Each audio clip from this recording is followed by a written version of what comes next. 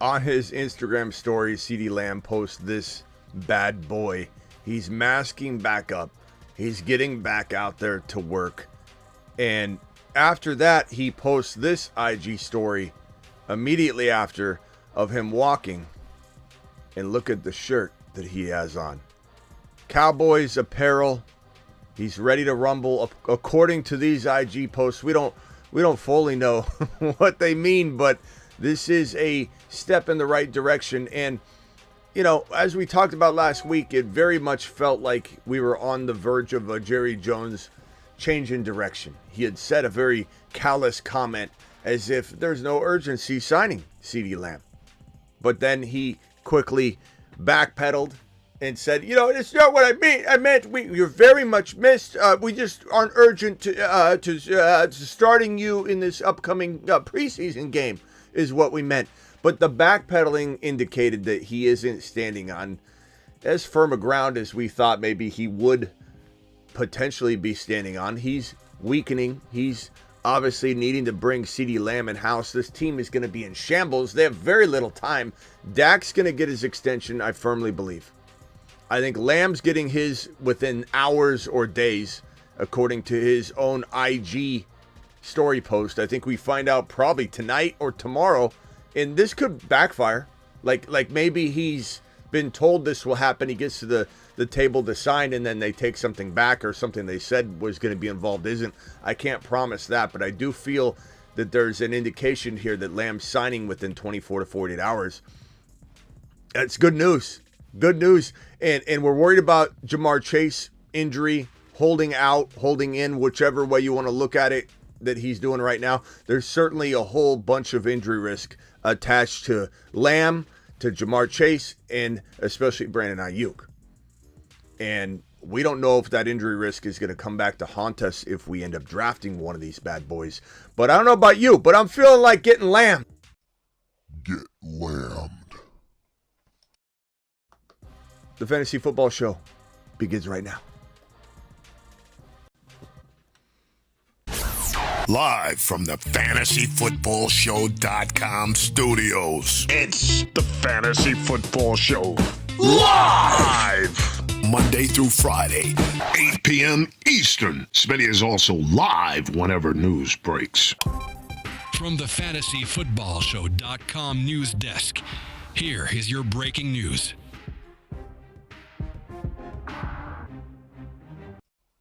Get Lambed. We're getting Lamb, baby. It's right around the corner. You can feel it.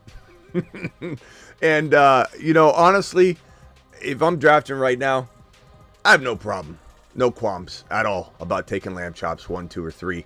I take Tyreek Hill right now as my number 1 wide receiver for 2024, and I take Bijan Robinson as my number 1 running back for 2024, depending on your draft strategy. Did you just say, Smitty? Did you just say you'd take Bijan Robinson over Christian McCaffrey? Did you? Yeah, I did. And I don't know why I got to continue to repeat that. Then you get a crazy Caleb or a worried William or a petrified Peter that'll come in and go, Smitty, did you hear the report about Tyler Algier? Tyler Algier. Did you hear the report about Tyler Algier?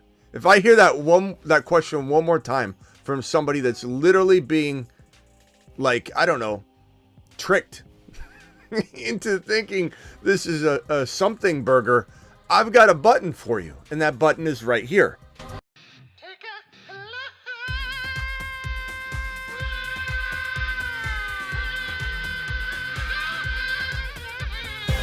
We interrupt this program to bring you a special message from the Bruce's mother. Get Bijan. Your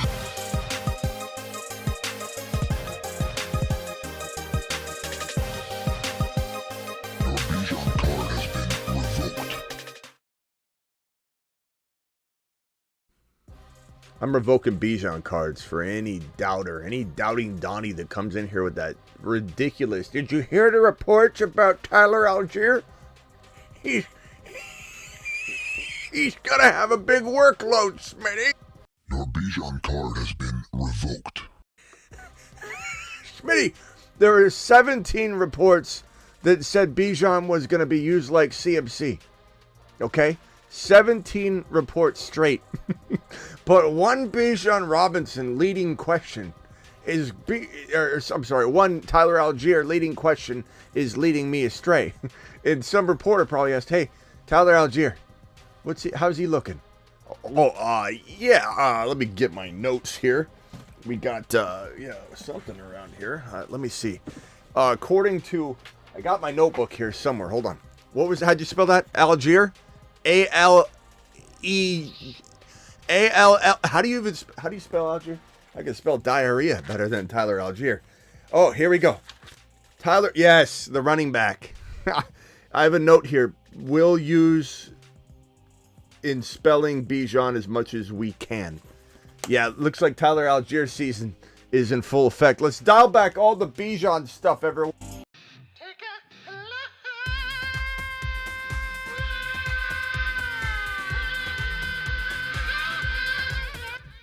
People are wild. People are wild, but back on point. Okay, Ceedee Lamb season.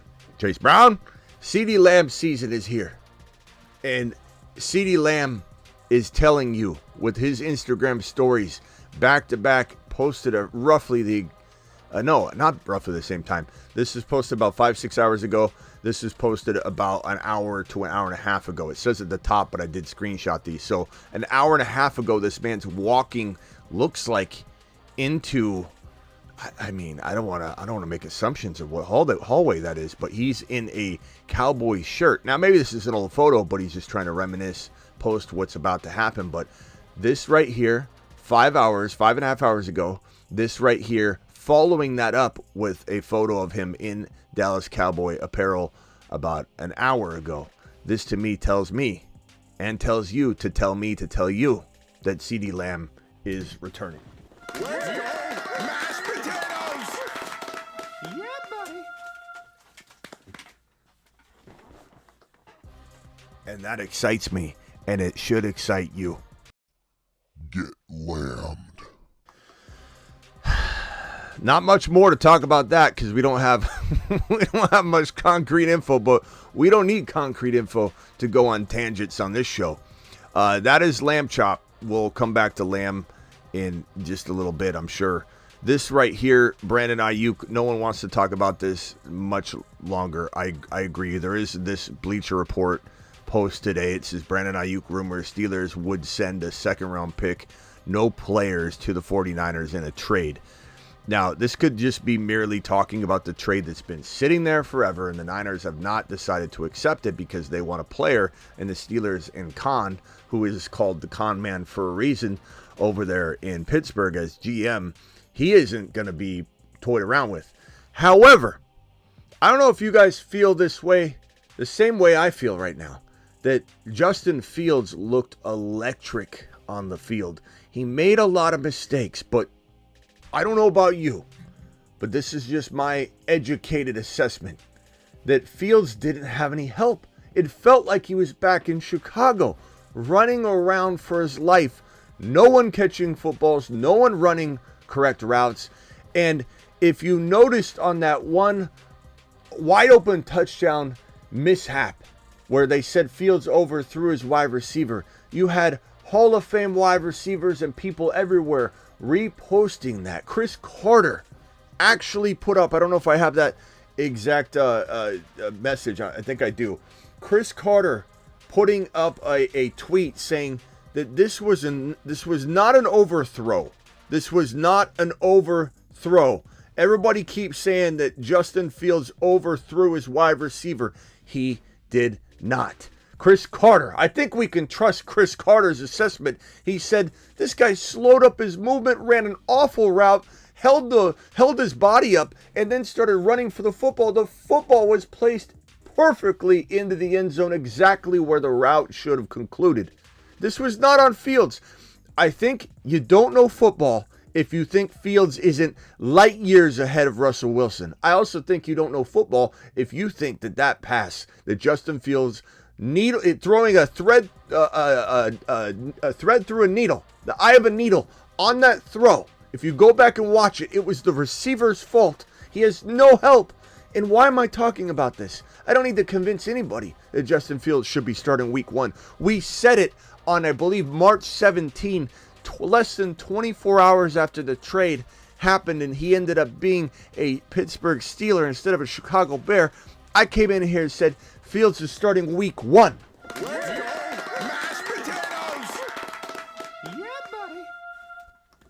Put it on the board. Wrote it on the board, March 17. Wrote it on this board up here that Fields would start week number 1. Also said the Philadelphia Eagles will win the NFC.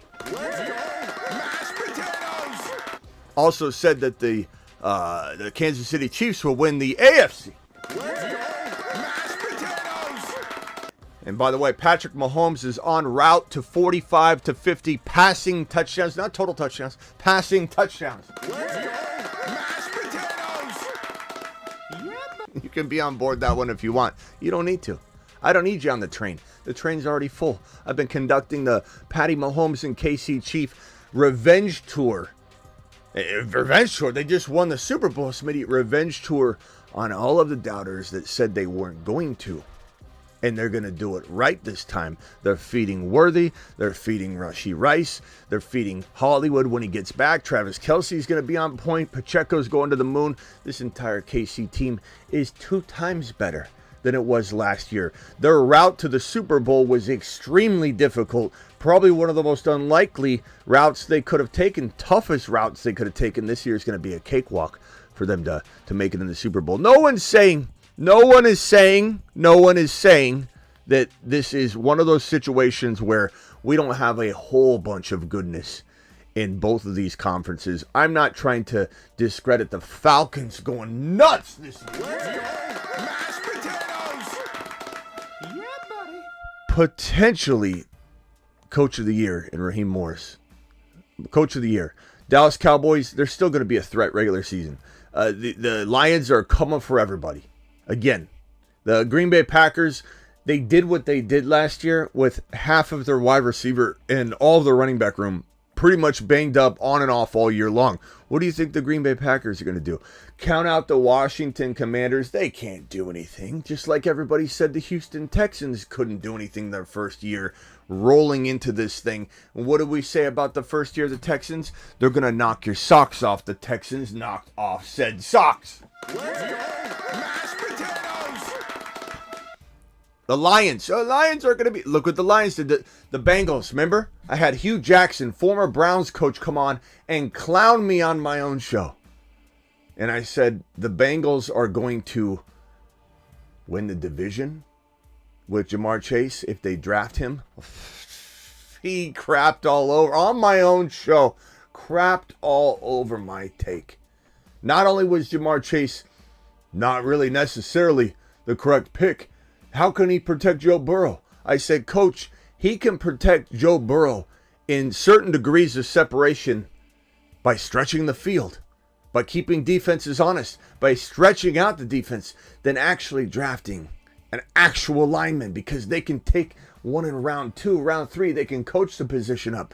Jamar Chase, in my mind, Coach, protects Joe Burrow more than drafting an lineman protects Joe Burrow. Just like when Kurt Warner came to Arizona and the offensive line was garbage, but they turned to be amazing because of his quick release and stretching the field. There's more than one way to have your offensive line production get better. It doesn't just come down to drafting the actual lineman pieces on the line. And Hugh Jackson said, no. On my own show. And what did the Bengals do that very year? Proved Smitty right and won the division and went to the Super Bowl.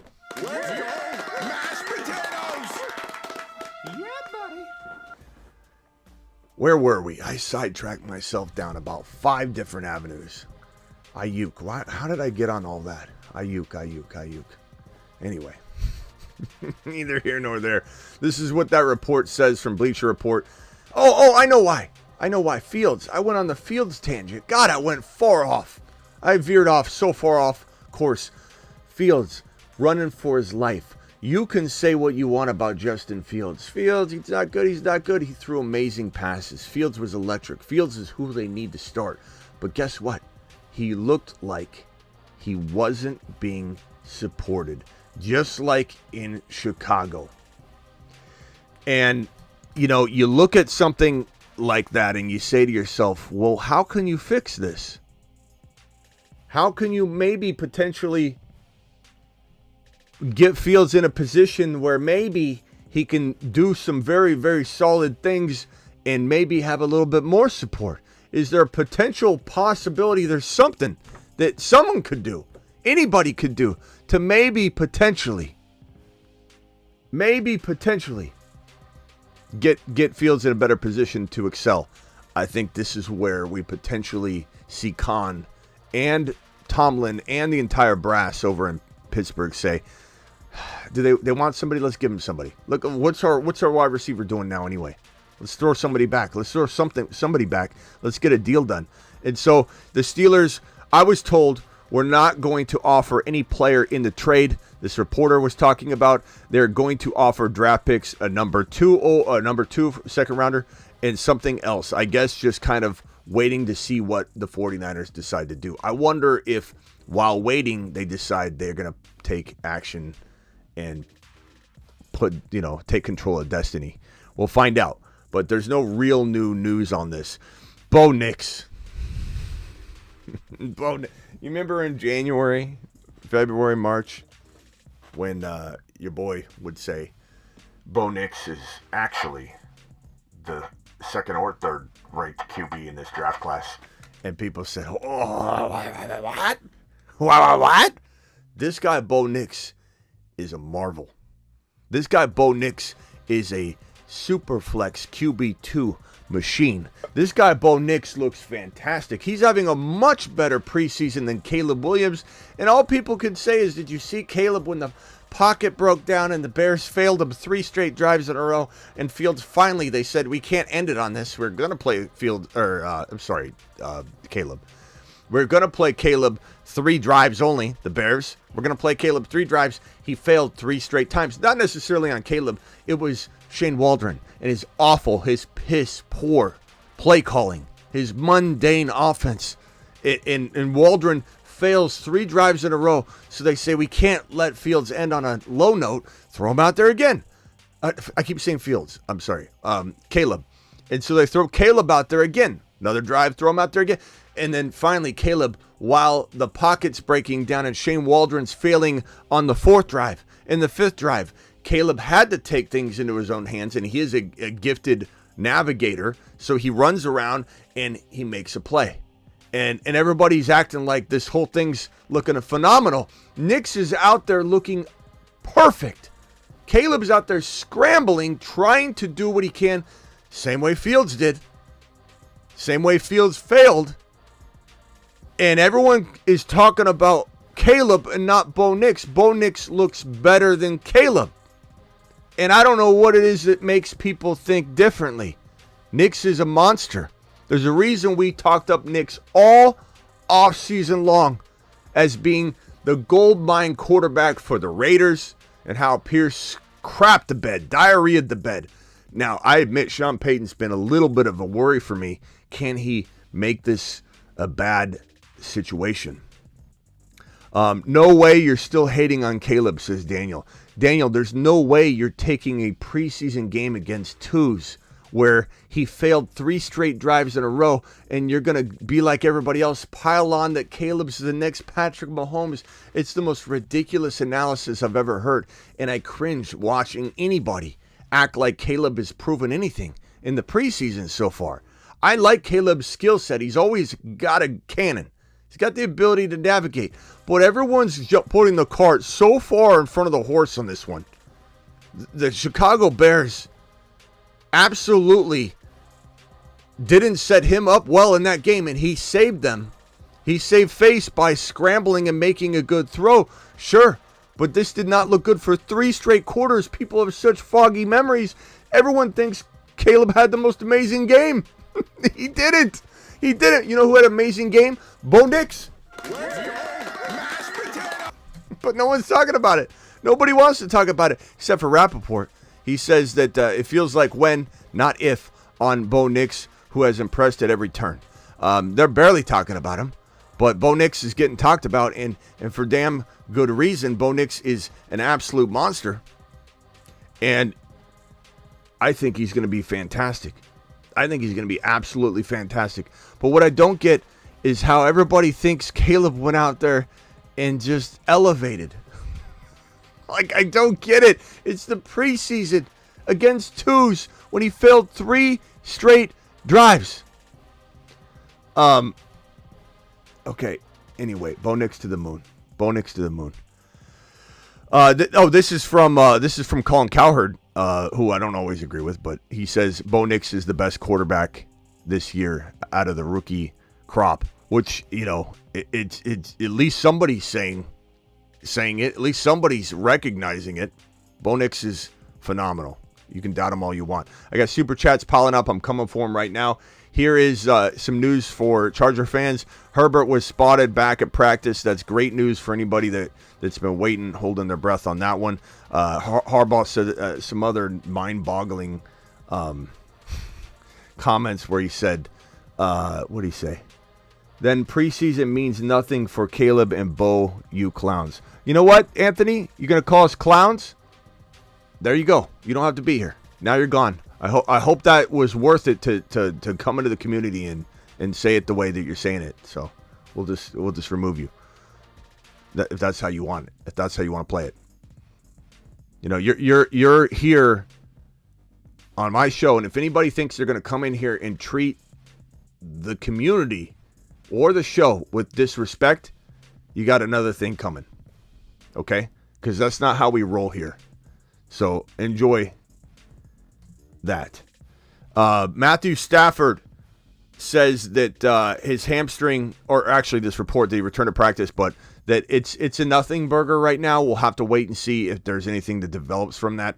This right here coming from CTESPN, very trusted news source, and Antonio Brown, who blocked me, by the way. He DM'd me. He started using some clips of my stuff on his Twitter, posting some of my videos, and so he DM'd me, said he loved the show, he watches all the time. I was like, wow, this is awesome. I'm like, AB. He started DMing me, asking me things, and I didn't mind. I'm not trying to rat him out or anything, like rat out our conversations, but he'd be like, hey, what do you think of this? And hey, what's the cap space here? He'd ask me a bunch of detailed questions, and I'd scramble for it. I'm like, this is Antonio Brown. I'm like, so here's this info, and I helped him for like 5-6 straight requests where he's like, what's the cap space here? What's the dead cap here? And I'd tell him, because he's reporting on this stuff, right? And he's trying to gather as much accurate news as he can. And then I just, I said, hey, no big deal, but like, hey, you mind coming on the show? And he says, you got budget? And I said, well, I mean, I got budget, but I don't really want to pay to have you come on the show. I kind of feel like, you could come on. We promote CTESPN all the time. I don't want to pay my guests. That's not how I roll. I'm not doing a freaking cameo. Here, let me order a cameo. Can you say this sentence? That's not how I do it. And he blocked me. He just blocked me. He's like, you don't have budget. You're gone. So this is totally unbiased Smitty here. I'm still reporting CTESPN news, even though he's blocked me. This one right here, Keenan Allen has gained 20 pounds and now weighs 230 pounds per SI now. Allen officially is listed at 211. He doesn't look quite 230 right here, I will admit. But at the same time, like, it's hard to tell. It's baggy clothes and all that. But he does look sluggish, and this is certainly bad news. This is certainly bad news. And older player, I think he's 39,000 years old. Ziggy, how old is Keenan Allen? I think he's 32. Ziggy, volume 10. Ziggy, how old is Keenan Allen? Keenan Allen is 32 years old and was born on April 27, 1992. Yeah, gaining even 10 or 15 pounds at 32 years old in the NFL is a 80, if I had to just throw an arbitrary number at it, 80 to 90% risk, high risk of injury. So, Roma Dunze season. This indicates to me that we're going to say bye-bye to Keenan Allen at 32 years old. Look, this doesn't bode well for my Cooper Kupp conversation, but I think Kupp is going to be one of the outliers. But let me put this up on screen and just say this: that Cooper Kupp enters this year at 31 years old. I believe 12% in the last 10 years, the last decade, 12% of 31-year-old wide receivers played at an elite level. So there's not a great odds in favor of Kupp, in favor of, is it Mike Evans 31? Ziggy, how old is Mike Evans? I think he's 31 too. Mike Evans is 30 years old and was born on August 21st, 1993. Yeah, so August, wow, he turns 30 in about 11 days. Happy birthday, Mike. So he's 31 years old. Cooper Kupp's 31 years old. These are players that have the odds stacked against them. 12% of 31-year-old wide receivers have any sort of remnants of an elite season.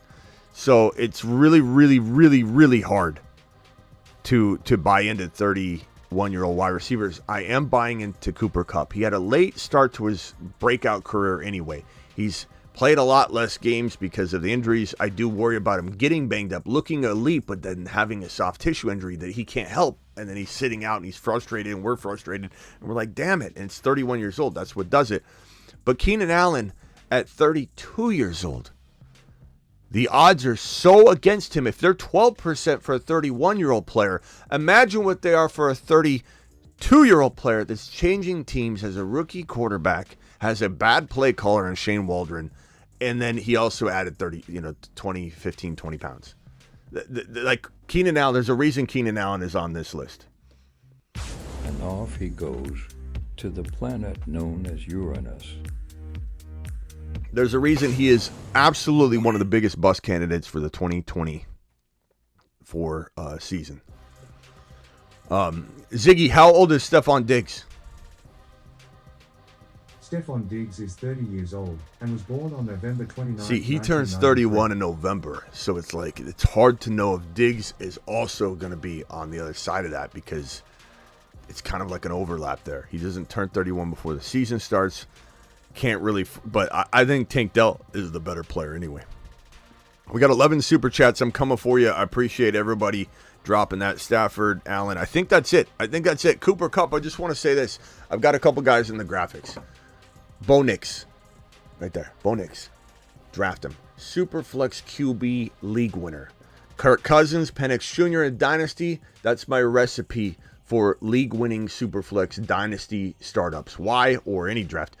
Why? Because no one wants to have Kirk Cousins. He's got a expiration date. He's a ticking time bomb. No one wants Penix Jr. at cost because he's not starting yet. And so you can grab that combo and smash your Dynasty Superflex leagues. In redraft, you're going to go the Bo Nix route. You're going to go the Justin Fields and Russell Wilson and Bo Nix combo rotation. Maybe throw Penix in there. Maybe throw Rattler in there. You want to dominate Superflex redraft? There you go. Dak Prescott, will he get his deal because Ceedee Lamb's getting his deal? I think so. And the final man on the graphic, Patty Mahomes. I'm telling you, Patrick Mahomes and this Chiefs team is going to go crazy. And Worthy's going to be a monster. Xavier Worthy, your wide receiver from the combine. He can't catch. He has hands. Just fast. Many say he won't make it at the next level. Enough. Watch me. I must go back and make it right. Xavier Worthy. He can't catch. Just fast. Just fast. Just fast. He won't make it.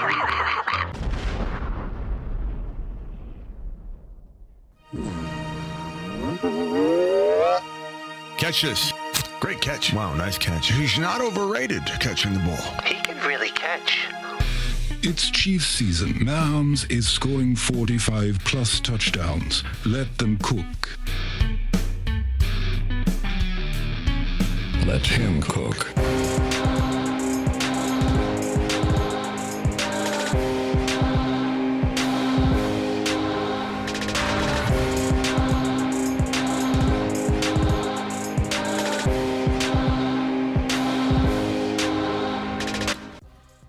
That's right.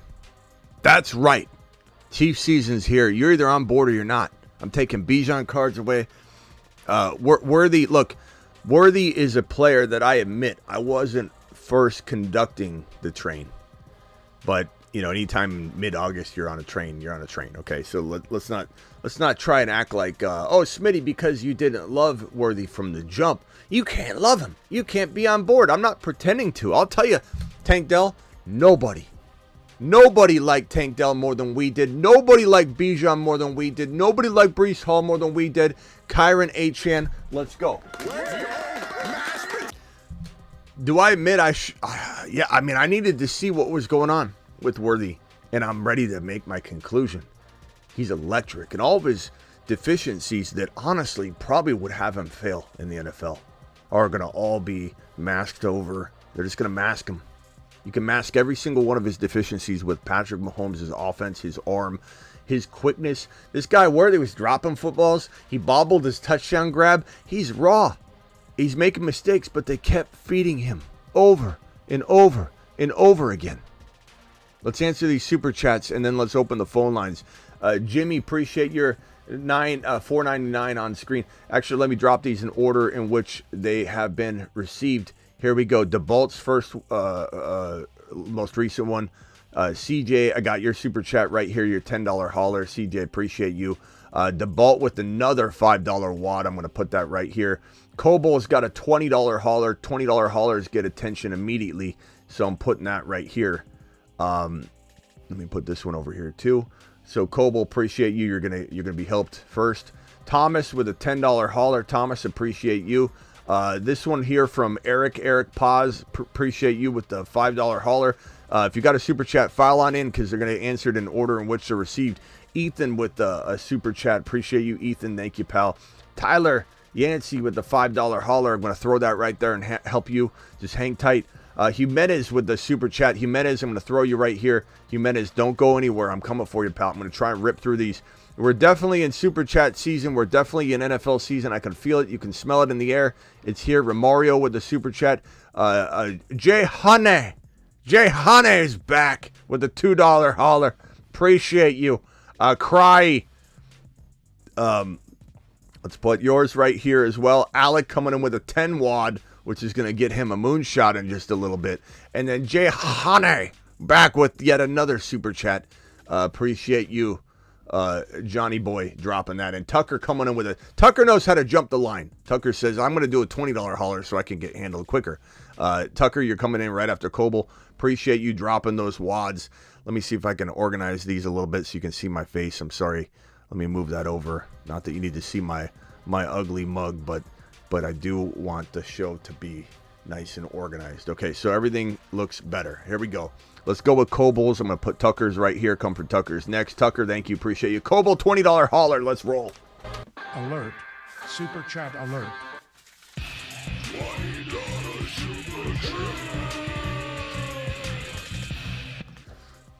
Coble says, sending some love. Been busy and happy to do it live again. I'm really digging B-Rob this year. Would trading him for Sinnott in Dynasty be too low? No, I like Sinnott over B-Rob. B-Rob was running back 5 by week 12 last year, thinking he should wait and see and sell high.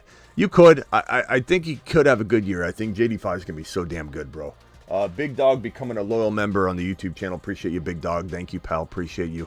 Let me see if I can get these gifted memberships rolling in case anybody's dropped anybody a gifted membership. I don't know if it's been popping off or not, but thank you. Appreciate you. Let's see here. Coble to the mother freaking moon. Coble to the moon. I would say Ben Sinnott's going to go up in value too, though. This is kind of like the dilemma of you buy a house now before house values go up, but if you do that and you're selling a home, then you're selling it before the house goes up. So it's like you're in a lose-lose in a way, in a win-win. If both ball out, you'll be fine. Ben Sinnott's value is only going to climb. B-Rob's could climb as well. It could be the same exact situation at the end of the day. Appreciate you with this. Let's see here.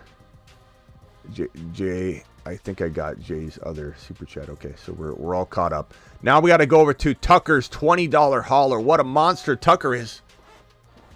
Alert. Super chat alert.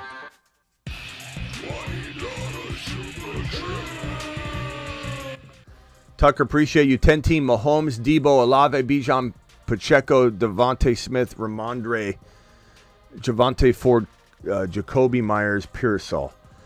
It's a good team, Tucker. 10 team. Mahomes, Debo, Olave. I like it. Bijan Pacheco. I love it. Devontae Smith. I think there's nothing really here for you to maneuver because I don't really want you to get out of any of these players. So, unless you were upgrading Olave, but then what do you do? Like Olave and what? You got to wait for Javonte to climb up in value. You got to wait for Ford to gain some value. There's nothing you can trade to upgrade a lot. Maybe Ramondre and Olave for one bigger player. An Achane, a Kyren, a doubted Achane, a doubted Kyren because people doubt them so much. Like Olave and get more. So because Olave and Ramondre you might be able to get way more than that. Could you go get a doubted? People are worried about Ceedee Lamb before he signs or Jamar Chase before he gets his new contract. Are people freaking out about that? JJ, as much as we're worried about JJ, can you go get JJ in that type of deal? You might want to explore that, but past that, bro, I like it. Olave and Ramondre are the only things I'm thinking about trying to couple for one player, one stud, top 5 guy. 10-man PPR: Hurts, Kyren, Achane, Tyreek, Devontae Smith, Kincaid, Connor, Moss. Look at this team, Blake Corum. How are we feeling?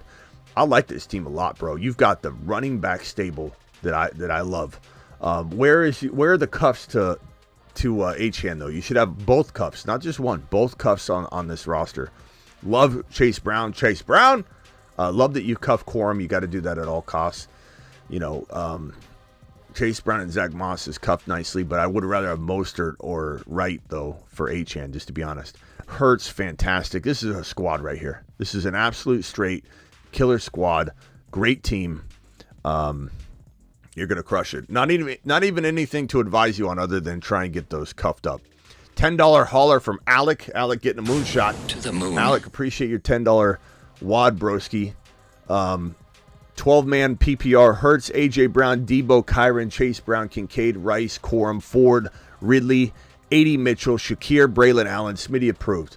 Yeah, absolutely Smitty approved. This team's straight fire, bro. Rice, Corum, Cuff to Kyren. I love that you got Debo and AJB, Hurts. I mean, nothing you can do here either. I mean, you wait for Braylon Allen and 80 Mitchell and maybe Ridley to gain value, and then maybe you could strike a deal somewhere. But for what? I love your team. What are you going to upgrade? It's a great squad, bro.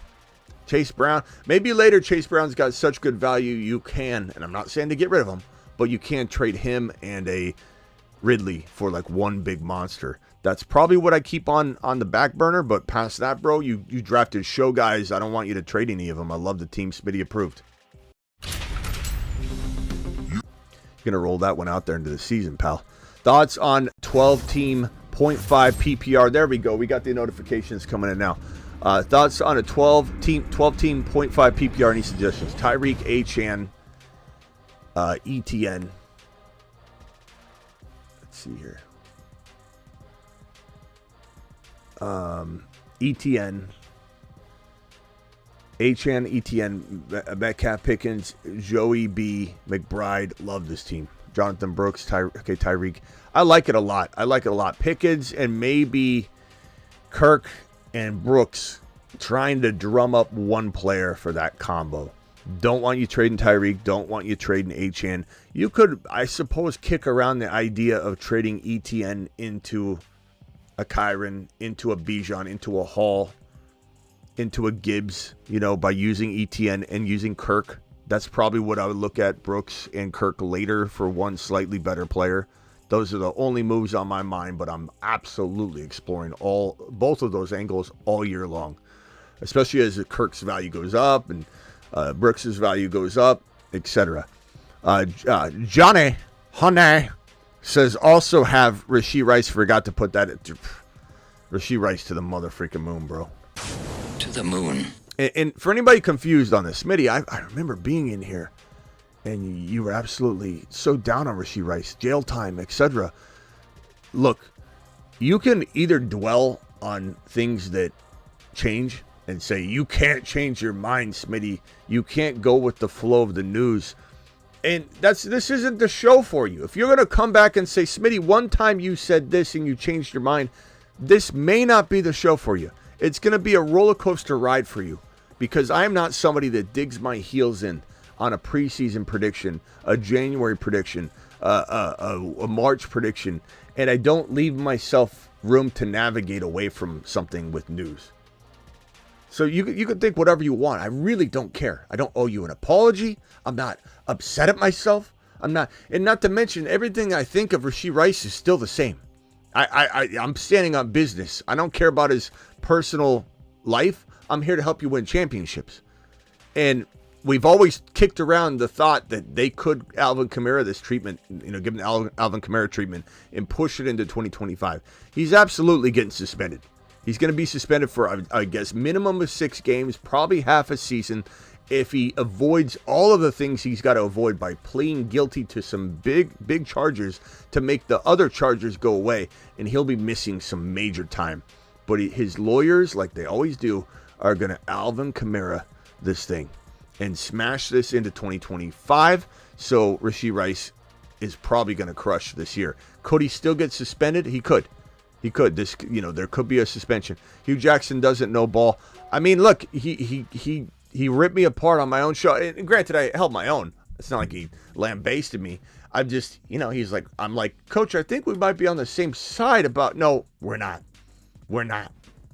He said, we're not on the same side. No, we're not.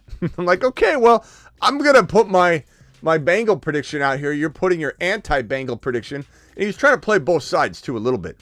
And, your boy Smitty. Smitty 1, Hugh Jackson 0.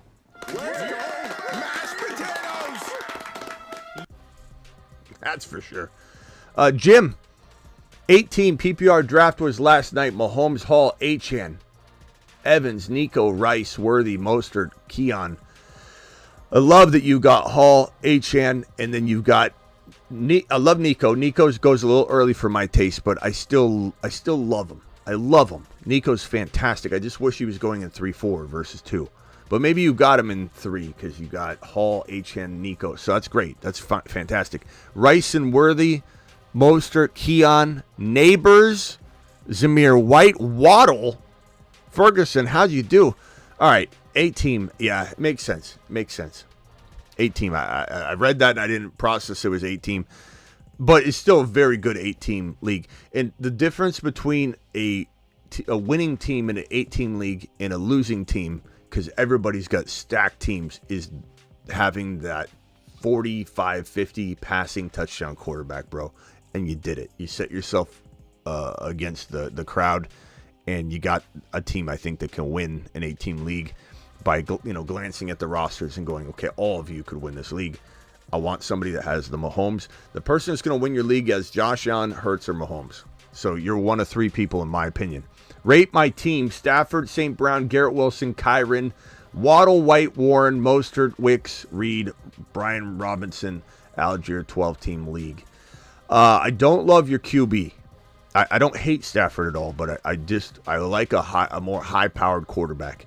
St. Brown, Garrett Wilson, Kyron, Waddle, Zamir. It's a really good squad. Don't crush me on this, bro, but I feel like I'd give this a 7 out of 10, and that's fine. Doesn't mean you can't win with that. Doesn't mean that like something plays out right. Like let's say Hill goes down and Waddle becomes a top 5 wide receiver. Now all of a sudden you're an 8.5. Like just one small move.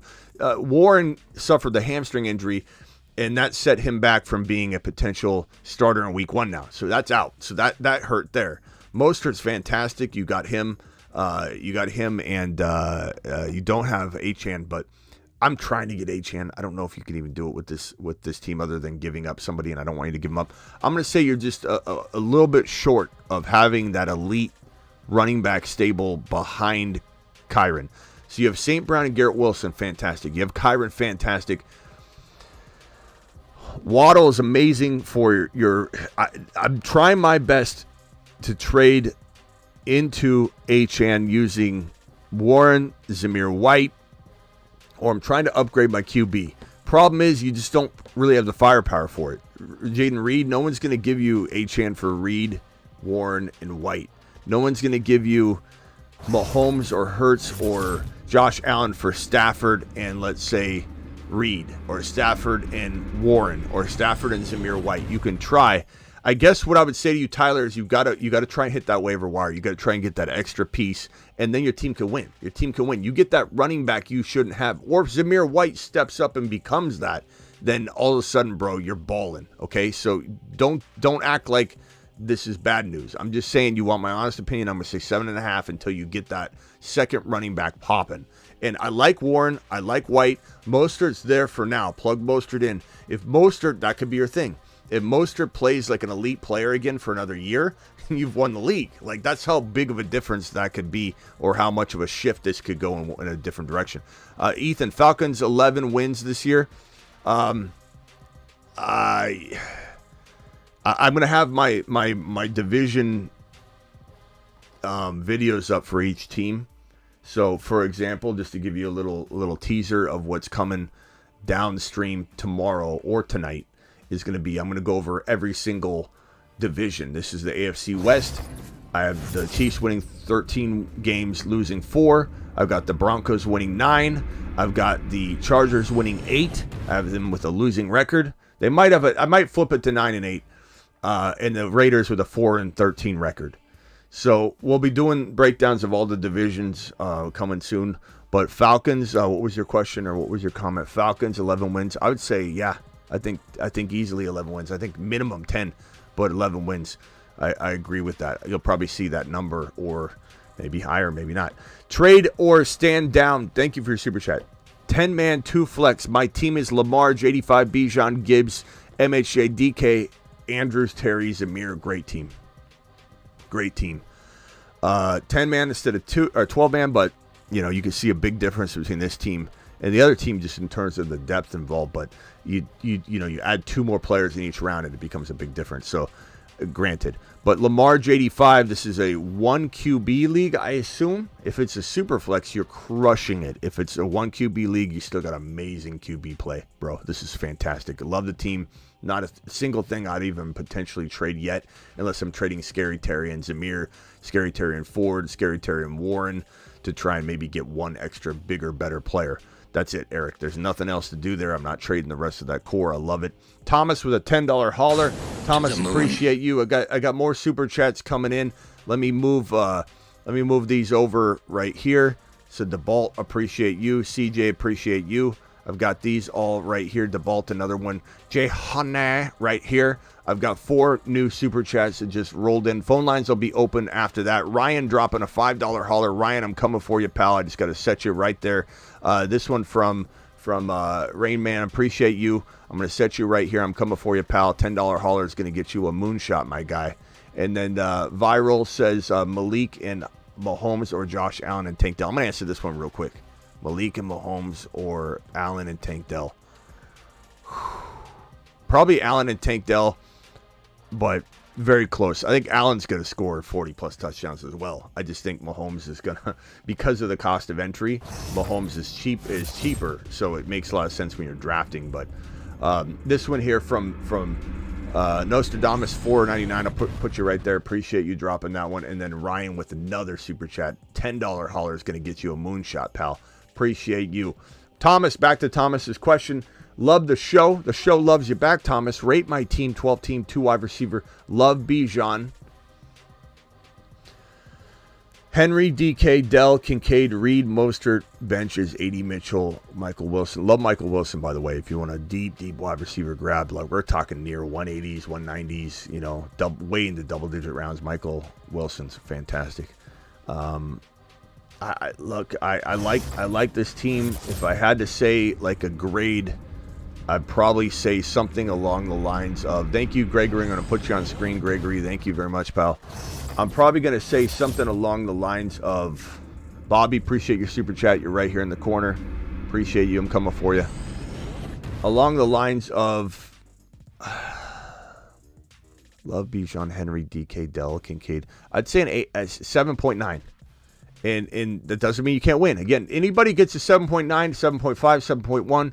This good score. It's a score of a team. If you get in the 6s, I'm basically telling you, unless you rob a couple people in 2 different trades, not even 1, 2 different trades, you're not going to likely win the league. So you got to get busy on the trades. If you get anything in the 7s, that just means you're not in pole position for me yet, to borrow Tomlin's term with his quarterback situation. You're just not in pole position yet. It doesn't mean you're not in 3rd or 4th or striking distance. You're 1 move away. Anywhere in the 7.1, 7.0, 7.9 territory. You're one move away from being an 8.5 league-winning team. You'll rarely see 9s. I think many leagues will have no 9-score teams for me. You'll have an 8.7, 8.5, 8.3, and they're all fighting for first place. You get a 9, if you get a 9.1, 9.5, 9.10, especially a 10, I don't think I give 10s out. If you get a 9.1, 9.2, I'm basically saying you're by yourself, most likely, and you're the lead dog candidate that I put money on if I was looking at all the teams. So this is a 7, mid 7s at best, but you're one move away. Bijan, Henry, DK, Dell, Kincaid's fantastic. Love. This is right there. You land a waiver wire grab. You get the next Puka, the next Kyren, or something even smaller than that, but significant. And boom, bro, you're an 8. You're an 8.4, 8.5. I mean, you're right there. Or something on your bench pops off, like Ford has a remarkable, we have him on the Moon Man list, a remarkable top 10 running back season.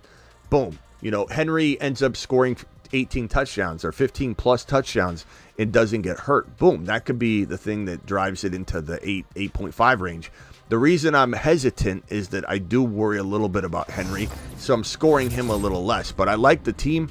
Would I try and trade Henry into a Achane or Kyren? Absolutely. Especially if Mostert, Achane would be a great target for you. Mitchie, appreciate you dropping the wad. I got you over here in the corner. The Bolt with a $5 hauler says, I'm a stay on that Knicks mountain where I've been since May. Do we have wide receiver situation in Denver like Green Bay? Smitty winning us championships. Thank you, DeBalt. Appreciate you. Yeah, I mean, Knicks was a quarterback that we touted all offseason long, and he needed the right spot. And I'll be honest, when he landed in Denver, I wanted to kind of watch it. You know, I didn't tear down Knicks from where I had him, but I'm like, I admit I had a wait and see approach, and I'm ready to acknowledge it's ready to rumble. Knicks is going to be fantastic. I don't think it's close to the Green Bay wide receiver situation at all. Not even. I think it's more close to like the Colts wide receiver situation. You got Mims. You don't even know who's the number one. You got Troy Franklin that might not even be relevant for a long time. Cortland Sutton, who knows what he really is. I would say it's more like it's not anything close, but Nix is so good, bro. It's going to be a phenomenal year for Bo Nix as a rookie. He's honestly having a much better preseason than Caleb, and no one's talking about it. It's so wild to me. He's absolutely blowing Caleb out of the water in the preseason, but everyone can only talk about Caleb as if Caleb's, out there doing this like unthinkable stuff because he made one throw off schedule when his offense broke down for the fourth time in a row. Like, what are we talking about? CJ Rhodes with a $10 hauler. To the moon. CJ Rhodes, appreciate you. Smitty, I just did a 12-man league. Tell me what you think. Great work. Kyler Murray, Bijan Robinson, Kyren Williams, wow. Debo Cup, wow. Godwin Watson, Kincaid, love it. Chase Brown. I'm trying to, I love that you got Kyren and Corum. I'm trying to upgrade Murray into a top 3 or 4 quarterback. Although I don't hate it. I love the value. Or I'm trying to upgrade Godwin. Don't know that you can do it yet.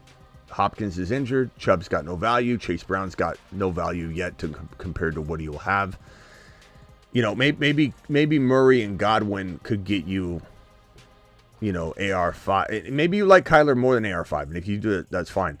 But maybe you get an AR5. Maybe you get a potential Stroud. If you even think Stroud's better than Murray, I could understand if you don't because of the running. But that might be where I go. Other than that, I'm standing still because you can't do anything. And I don't want you to trade anybody, but I love Debo and Kupp. I love Kincaid. I love everything. I'm trading Godwin and Murray if I can. If not, I'm standing down. It's a great team. You don't need to do anything. Just wait for some values to come to you and hit that waiver wire, bro. Because that team to me is probably like a 7.9. Like you're on the verge. You land one amazing waiver pick. Doesn't even have to be Kyren or Puka. It could be something very solid. And you're at 8.4 immediately.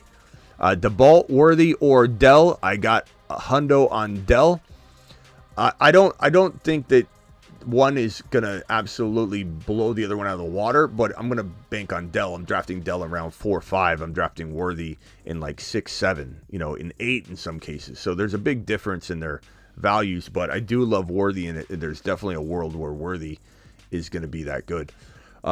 Let's see here. We got this one from Johnny. Appreciate you, Johnny. Johnny, my boy.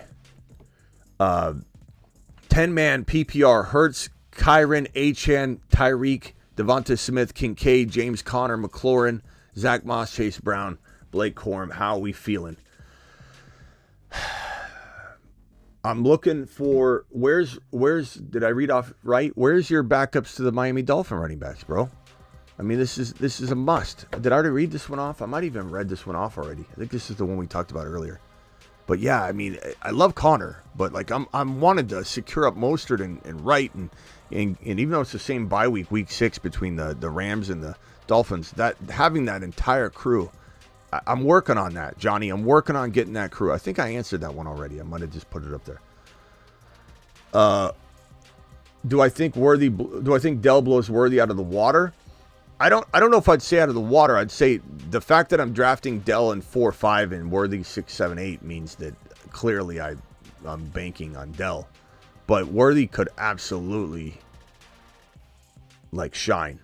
Absolutely shine. So I'm taking Dell. Like if I have Worthy, I'm trading Worthy for Dell in a millisecond. But it doesn't mean I'm not wondering in the back of my mind, how am I going to feel 4 weeks in? How am I going to feel? Will they be equals? Will they be, I don't know. Could I have got more, type of thing?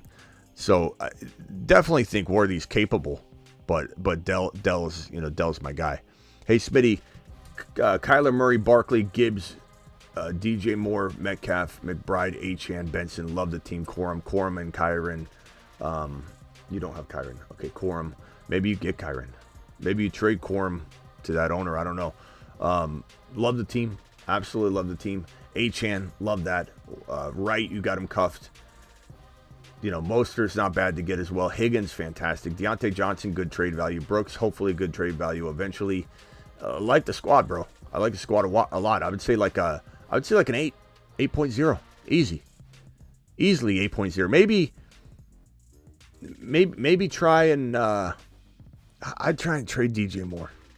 I'd try trade DJ Moore for MHJ. I'd try and trade him for a Debo, for a Cooper Kupp even. I'm trading DJ Moore. That's my goal for this team. I know you might like him. If you like him, don't worry. Stick to your guns. These came in a little bit after these other ones, so I'm going to answer those after these. Trade DJ Moore for JD5 and a super flex. Absolutely. I don't even have to read the rest of the question. I've Hurts, Love, Rodgers. Doesn't matter. The value there, the value is crazy. DJ Moore is nowhere near JD5 in a super flex. So yeah, take that, and then it affords you other trades. Maybe you don't pull off a trade for 2-3 weeks into the season, though. You don't have to. You don't think you have to do everything before week 1. Keep Hall 4th round or Achane 10th round. 10-man.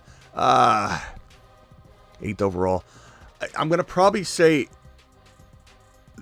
Achane and 10. Just because you're talking about maybe a Kincaid or a Josh Jacobs or, worst case scenario, a Tank Dell or a Cooper Kupp or something in addition to Achane.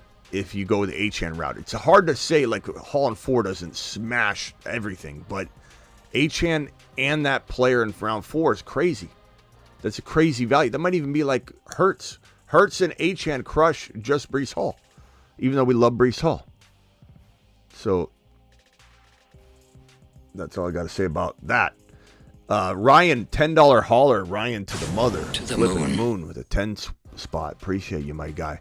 Was getting sniped on all my guys all draft this weekend to only find out my sister has been watching every episode of the show and told me tank you after she sniped him from me. Thank you for Tank Dell. Thank you. She says, I'm sorry to hear that, number 1, but number 2, she's thankful. I can't get mad at her.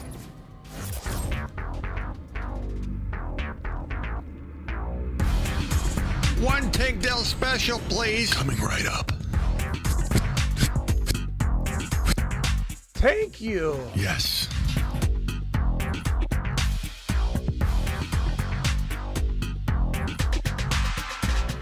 Tank Dell to the moon. Let's see here. Ryan with the super chat.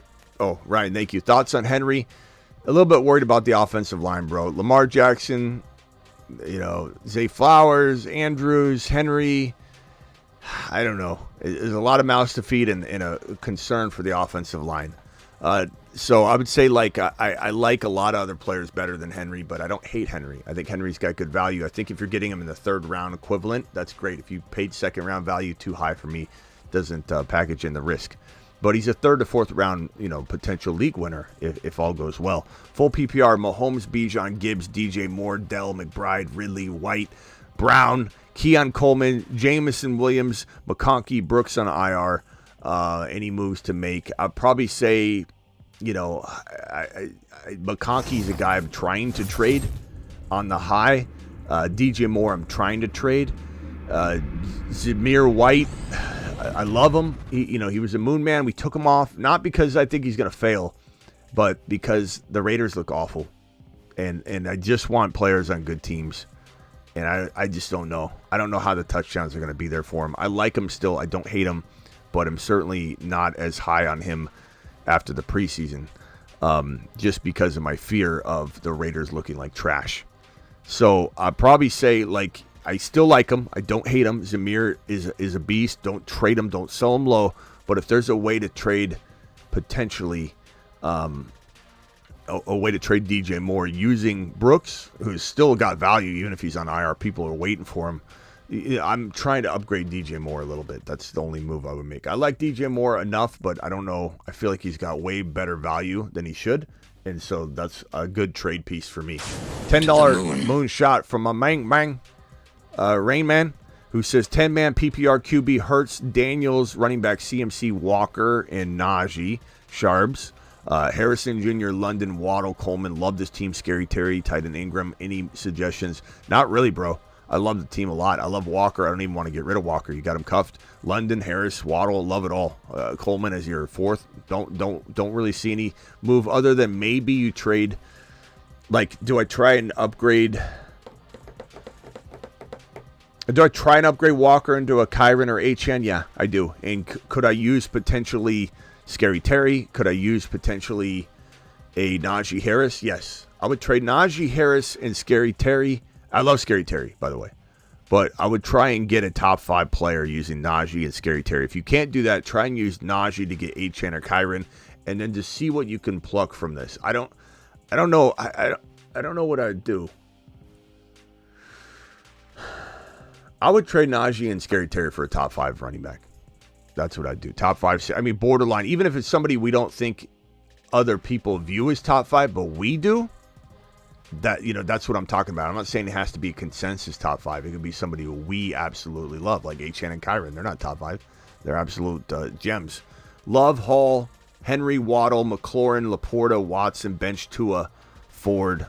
Like the squad. Love, Hall, Henry, Waddle, McLaurin. Like the only player I'm trying to move potentially would be Henry. But what can you get? This is where some of you haven't drafted yet. This is why drafting Blake Corum or drafting Jalen Wright becomes handy later, even if you don't have the starters, because then it makes going and trading for them so much easier. And the person's losing sleep over not having the cuff, and so they might fold a little bit. But had you had Corum, you could easily go trade Henry for Kyren or give up a little bit more. Had you had Wright, you could do that for HN pretty easily. But to trade for HN or Kyren without the backups is also going to drive you nuts. But it's no different than having Henry uncuffed and not having a real cuff there anyway. I love the squad. I love it. I'd be tempted to see if I could trade Laporta into Kincaid, Laporta into McBride, downgrade, and get something in return. Like if somebody had a better running back than Henry and you do a Laporta Henry for Kincaid or McBride and a better running back. Potentially, especially if they had the cuff of Kyren and Corum or something like that. $4.99 holler from Steve says, 7th pick, 12-man league, half PPR. I drafted Josh Allen, Pacheco, HN, St. Brown, DJ Moore, and Joku White in the flex. Thoughts? Love the show. Thanks. Appreciate you. 7th in a pick 12. Okay. Josh Allen, Pacheco, HN. Love the team. DJ Moore seems to be a consistent theme for everyone's teams tonight. And he's just a guy I like trading away high. Zamir White and DJ Moore for one slightly better player. And past that, bro, I'm not touching that team. I absolutely love all the pieces in play. Marty with the $4.99 says, who am I targeting on the turn if Wilson is gone? Players like Kyren, Barkley, Gibbs, Puka, MHJ. I go Kyren, I go Gibbs, I go Barkley, and then Puka and MHJ are tied for me. With Puka's injury, I just worry a little bit. I think MHJ outscores Puka in touchdowns. You know, I really just think MHJ is going to be special. I get Puka did what he did, and I'm not saying Puka's bad, but am I crazy? I like MHJ better. But I definitely am going Kyren, Gibbs, Barkley, though, in that order if I'm forced to choose to rank those. Mitchie Mack with the question, pick one, Harris, Mixon, Connor, Javonte. I'm intrigued about Javonte, but this is easy for me. Well, no, it's not. I would say Connor, but cuff him to Benson. You got to cuff him to Benson. It's easy to cuff him to Benson. You draft Connor and not Benson, you punted. It's just not a good move. Harris, he could lose his job to Warren. You got to cuff that. Mixon, I mean, he could fall off. He definitely is in a good situation. I would say situationally, Mixon's the best, but I don't know that the talent's going to hold up all year. Guys look like he was losing a step, and last year he shockingly scored as high as he did. Like, you look at it and you're like, wow, I can't believe he had the season he did. It's actually quite wild when you look at it. Jaden with a $20 hauler gets immediate attention, jumps over L. L, you're next with a 10. Alert. Super chat alert.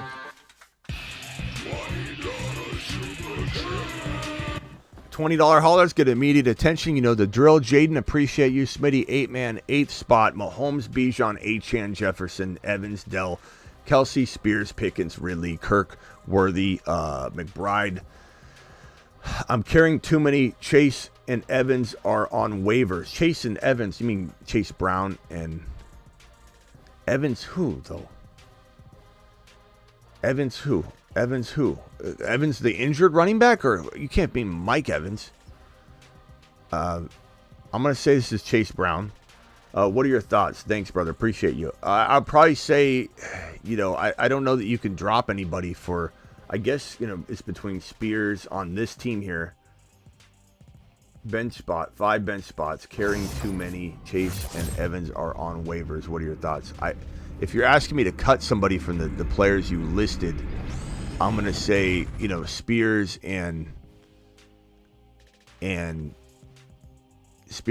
Chase Brown are the close ones, right? Between these guys. You can't really cut Kirk. I would trade Kirk, though. Maybe you can open up a spot by trading Kirk and Spears, or Kirk and maybe Pickens. It's hard to trade 2 wide receivers for one, but it happens if someone's very thin. Kirk and maybe, I don't know, can you upgrade Jefferson slightly to a Ceedee Lamb who's holding out, but maybe coming back, because we reported on that earlier. Can you use Kirk to just get a little itty-bitty bump somewhere like that? I'm not trading Bijan, not trading Mahomes, not trading Achane, not trading Kelsey, not trading Dell. Evans concerns me, so Evans and maybe Evans and Kirk for a slightly better wide receiver. I honestly would go as high as London, as high as maybe even MHJ. St. Brown, obviously. Kind of hard to do, but Chase Brown, you got to grab. I don't know about Evans, who you mean with Evans, but if you're talking about Chris Evans, he's injured. He's not even healthy. Appreciate you dropping the 20 wad. And Jaden, if you got a follow-up, please let me know and drop it, and I'll help you immediately, pal. Appreciate you. We got a couple more super chats that just came in. Jaden, thanks again. Ryan dropping a $4.99. L with the $10 hauler gets a moonshot to the moon. Appreciate you, L. L, question. 2 25 mid first rounders. This is an offer on the table. 2 25 early to mid first rounders. A 26 early to mid first, and Penix for Gibbs. Woo! I'd do it. I'd take it. First rounders. I mean, that's 3 first rounders, but I love Gibbs. Is anybody going to say no to this? I mean, I early to mid, you don't know what they are. You know, you don't know what they are. I'm not somebody that, like, I know picks, you could have the 1.1, but what if they're all like 4-5 5 and 7. What's the chat think on this one? Are you going to give it all up for Gibbs? I think I would. Jaden says it was Ford, Smitty. Ford and not Evans, you mean? Okay, I would say Chris or Chase Brown. Chase Brown for Spears, but that's very close. I like Spears a lot, but I like Chase Brown more. This is a tough one. I'm going to say give me Gibb. You've just been Smitty approved. Yeah, that's what I'm going to say, bro. Ryan with a $5 hauler. Henry and Laporta for Kyron and Ingram. Henry and Laporta. Yes, Kyron and Ingram in a heartbeat. Or Henry and Laporta for Tyreek and McBride. Woo! I'd probably say Tyreek and McBride are the best. I would take Tyreek and McBride, but I'd take that other one if that one doesn't go through. But both trades should be executed upon. But that McBride-Tyreek one smashes all of them by country mile. In fact, King 25 code 428. Dispatch Vito Popo. Popo's been dispatched. King 25 out. yeah, his name is, I just put it on screen. Yeah, he's completely robbing someone blind. I think his name is Ryan. Yes, Ryan. Ryan, with last name starts with a C. He's getting Tyreek and McBride. I know! All right. You got 10 minutes before the veto police arrive, but they aren't going to put up with that. That is absolute lambasting. Bobby, keep DJ Moore or Flowers in Dynasty. Probably Flowers, but I don't want either one, bro. I just am not a huge fan of their cost of entry, and I'd rather get rid of them for value. Maybe DJ Moore, whichever one gets you more trade value in your format. Some people are so hell-bent against older players. Ziggy, how old is DJ Moore? DJ Moore was born on April 14, 1997 in Philadelphia, Pennsylvania, U.S. Yeah, bro. What? That can't be. Is that right? Is that right? It's 27. Yeah. So 27 years old. 27 years old. You got to keep Flowers. But then try and trade him. Keeper league, Tank Dell in the 11th round or Olave in the 8th. I'd go Tank Dell in the 11th. Well, yeah, Tank Dell in the 11th. I know I'm going to take some heat for that. I think some of you are going to be like, what? All right, let me word it this way. If you can keep Olave for a limited amount of years, Olave, because his situation will change. So my answer is Olave in that context. However, if you end up having like limited years, then I'm just gonna say it's gonna take Olave a year and a half, who knows, to get to where he needs to get to. Give me Tank Dell. So that would be my answer. But it's very dependent on the amount of years you can keep. Olave is so special, but he kind of like DJ Moore. Talking about DJ Moore. DJ Moore was so talented sitting there with no quarterback. You know, so Olave's there too. But what if Rattler's the guy? What if Rattler's the man? What if Rattler can go out there and just put a spark in this offense and start, airing it out? I like Rattler a lot. So I'd probably go Olave if there's no limitation. That gives you, some wiggle room to allow him to be like this. But Tank Dell for now. If it's like 2-year keeper league or some weird thing to it, then you know my answer. $2 hauler from Jordan says, Kelsey, HN, MHA, pick one for redraft. First of all, Kelsey's not in this conversation, bro. Kelsey's like a 3rd or 4th round pick. So why is he even in this conversation? HN. MHA and HN are near ties. It depends on your league and how it's rolled. Like if you think that running back's going to fly off the board, then so be it. Sean with a $10 hauler. To the moon. Get moonshots, my boy Sean. Sean says, sup Smitty, 12 team, half PPR, 3 keeper league. Tell me how I did. Mahomes, Fields, Gibbs, Achane, Warren, Brooks, Jalen Wright, Dell, Metcalf, Coleman, Rice, Pitts, Musgrave. Any moves to make? Probably say, you're fine at running back. You're really good at wide receiver. And no, not really. I mean, unless you're taking Metcalf or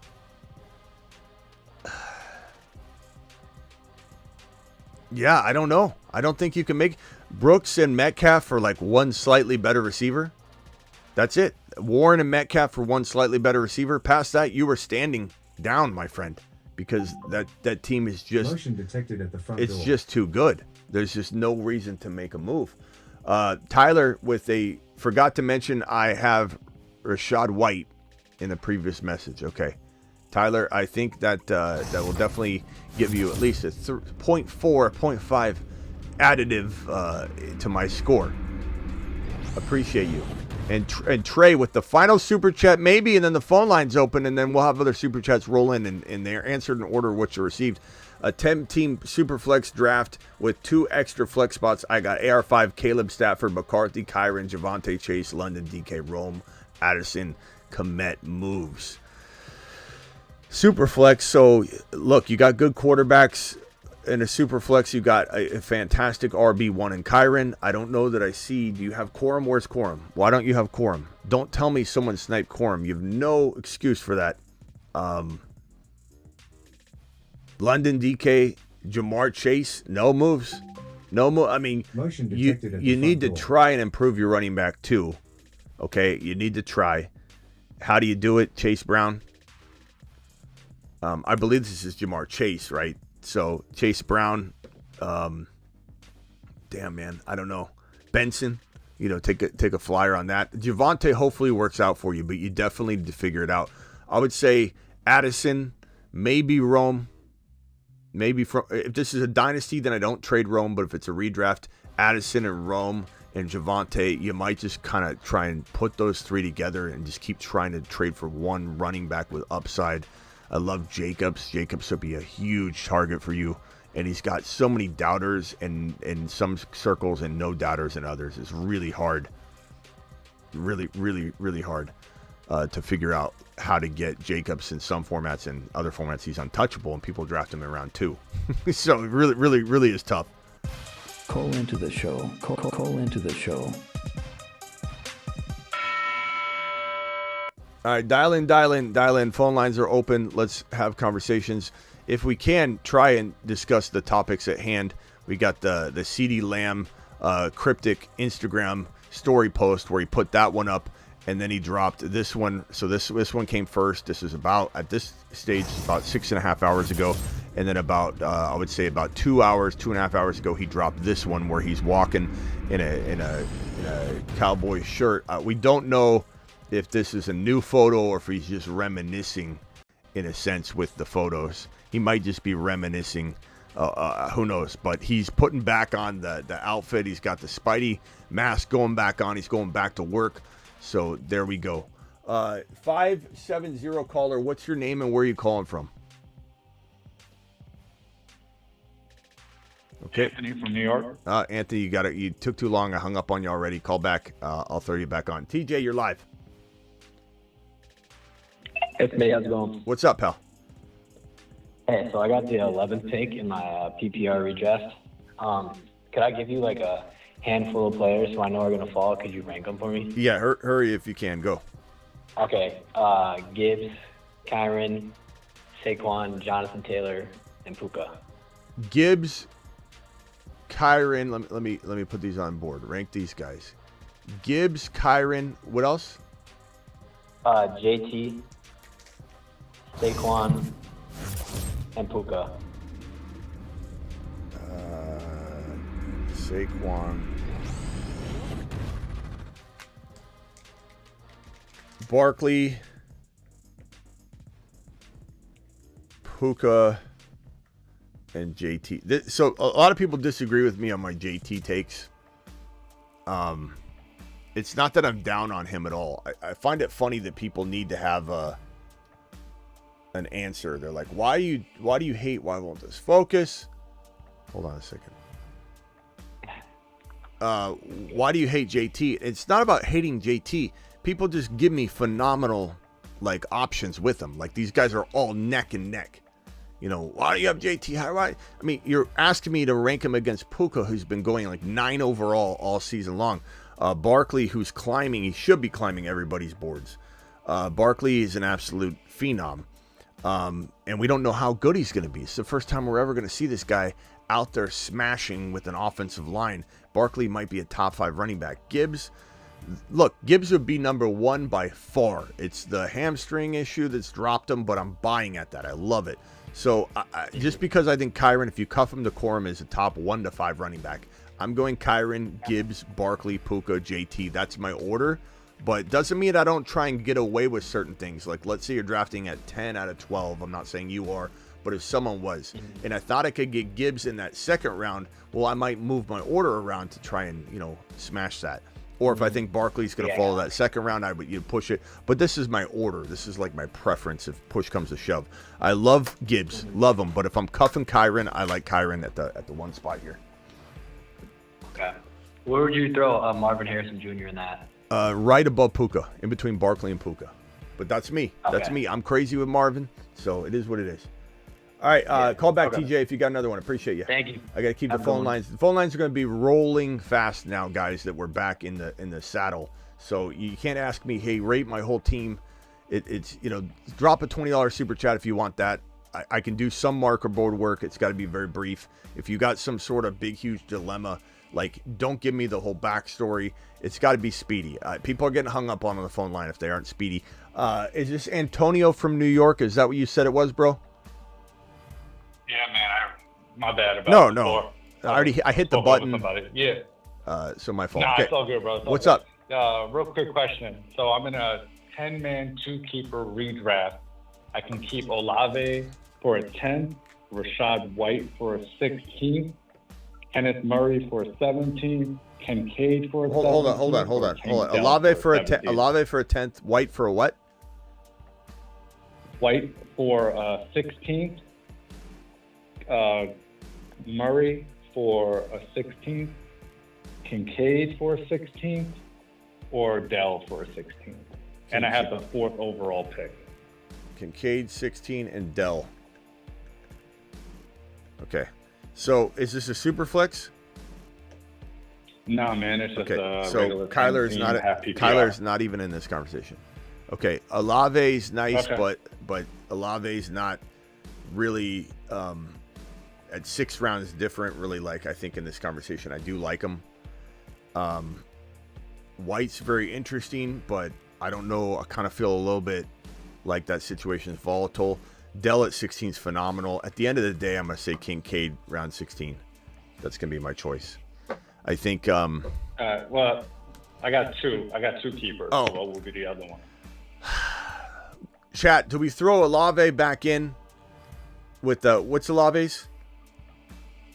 Olave is a 10th. 10th. Do we go Olave, Kincaid? Or do we go Dell and Kincaid?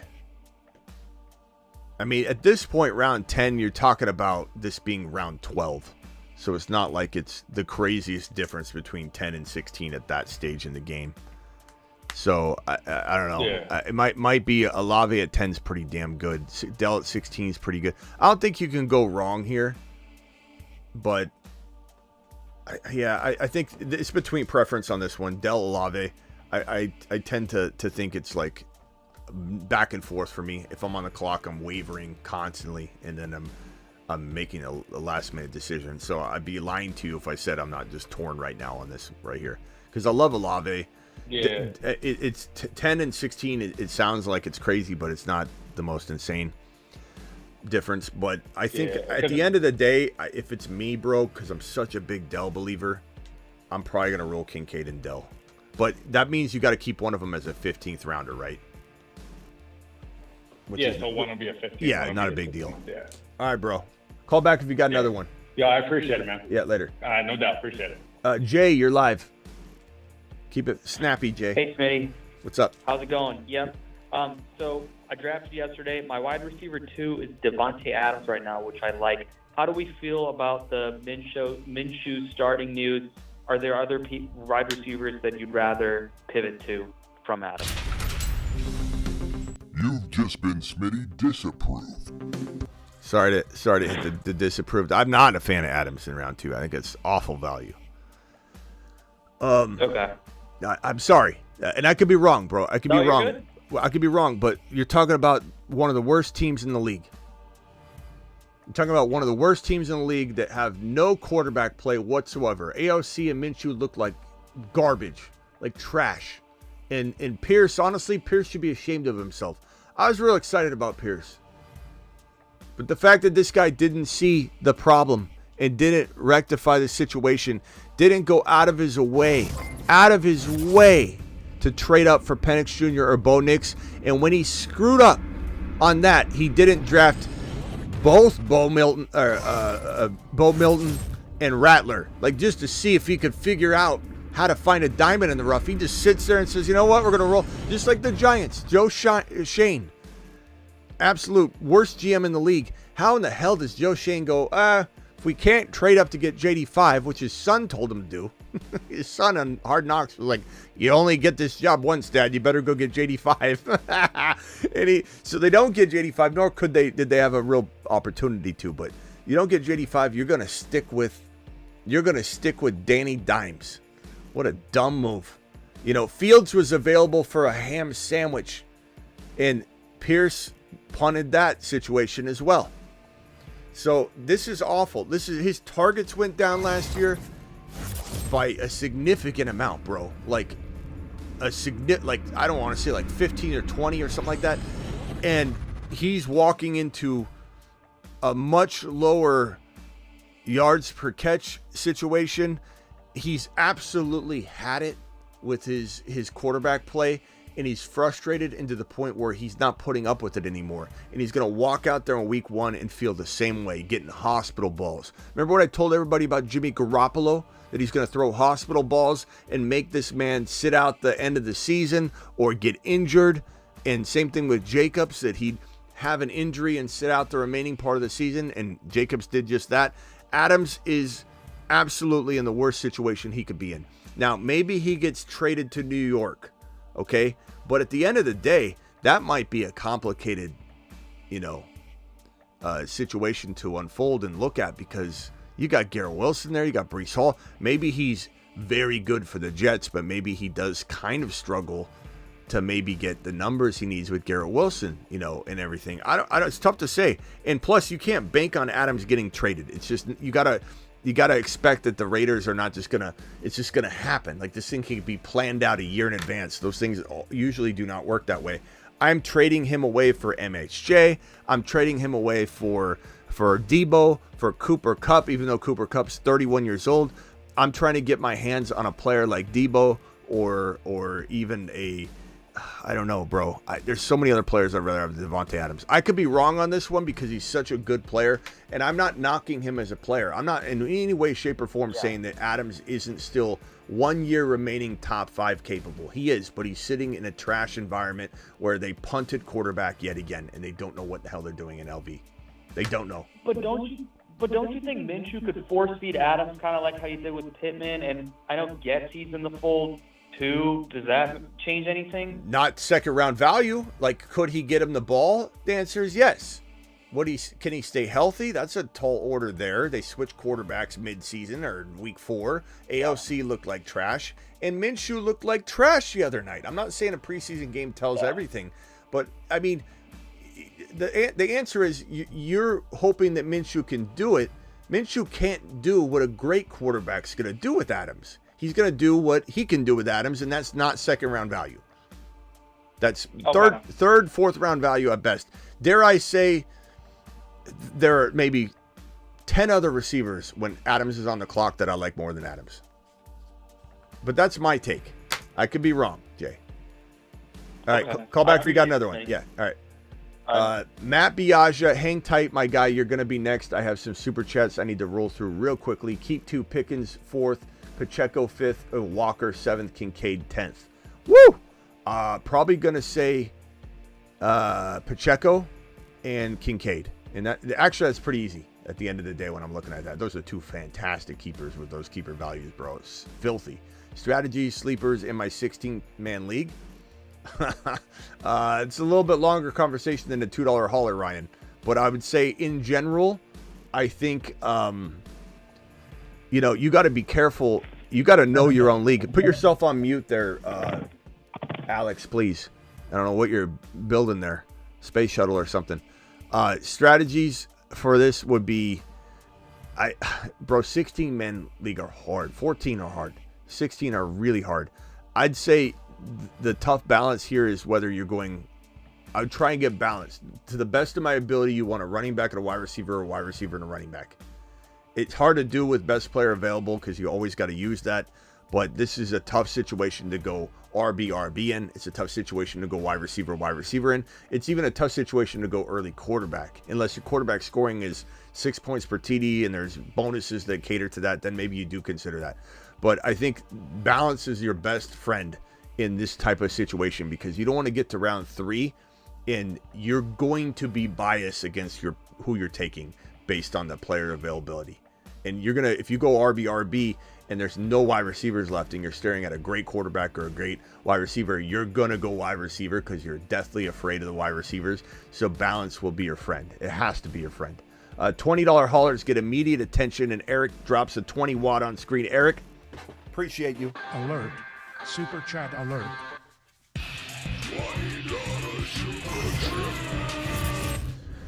Eric, appreciate you, my guy, with the $20 hauler. Eric says the following. He says, what do he say? Dak, Caleb, Garrett Wilson, MHJ, DJ Moore, Diggs, Keon Coleman, Monty, Moss, Eckler. Grade your team.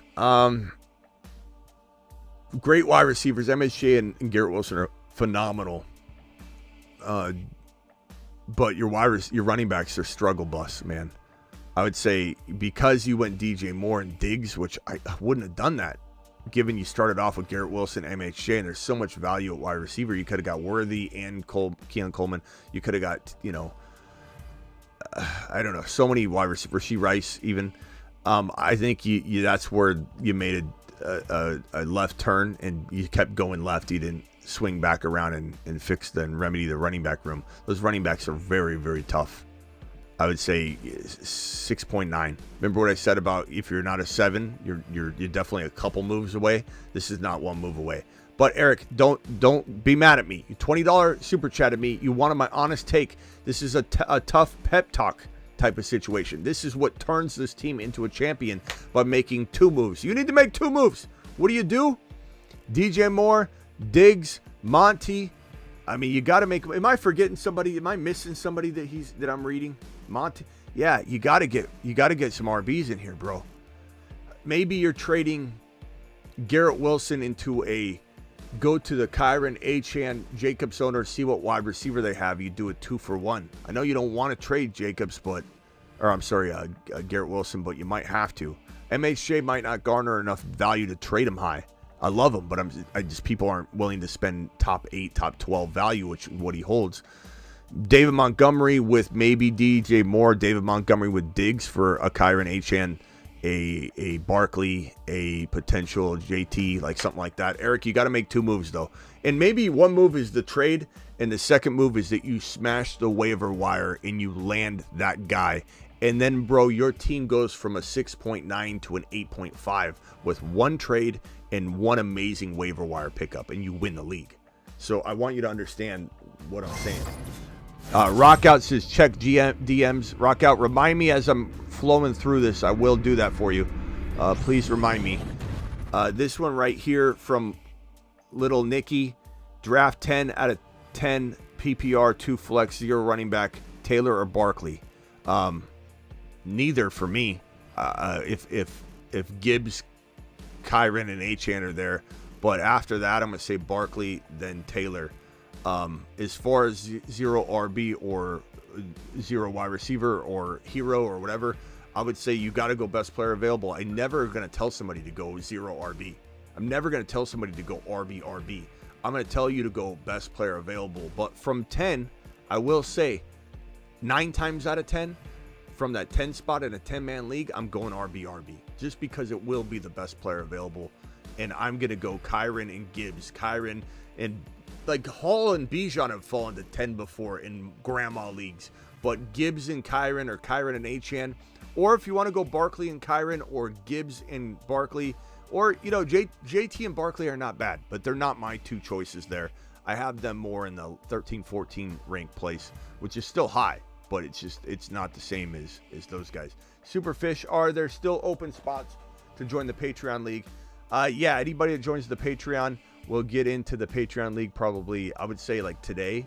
And that may come at the cost of people that are not, clicking the link too. Like at some point we got to fill it. So get into the Patreon right now if you want to get into the Patreon League. To get into the Patreon, you're going to hit this link right here. Let me put the link in the live chat and I'll pin it, but join the Patreon. This is the link. It's kind of like an extended chat community. I got one more super chat and then I'm coming for the phone line. Join my Patreon. There it is right there. And I'll pin the link in the live chat. There we go. Pinned. Join. 12-team PPR redraft. Love, Bijan, Achane, Tank, London, McBride, Reed, Keon, Coleman, Benson, Wicks. Rate my team. Love, Bijan, Achane. Love that. Tank, Dell, London, McBride, Reed. I'd say 8. 8.0. That means you're definitely a top 5-6 team. You're definitely fighting for the championship. But let's hit the waiver wire. Let's potentially make sure you're on your toes all year. You're not sleeping at the wheel. You get that guy that's out there. And maybe Fields gains value. Maybe Reed gains value. Maybe you're able to trade away Love, even though we love Love. We love Love. But you're getting Mahomes, Hurts,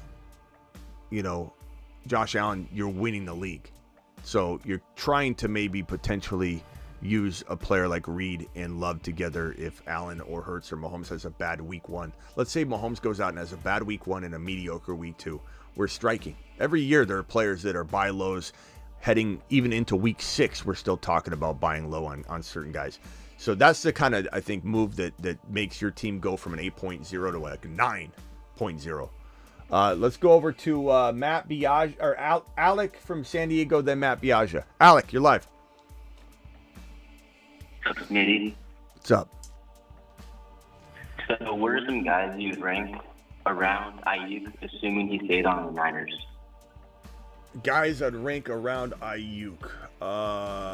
Pulling up a draft that I'm doing right. Actually, I'll just pull up wide receiver rankings, ADP. I would say, so Aiyuk is going around wide receiver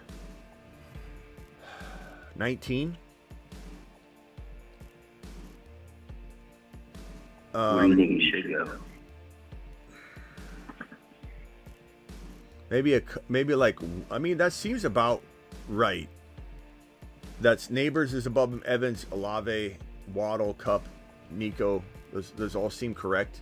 Devontae Smith is below him. I'd maybe move him up.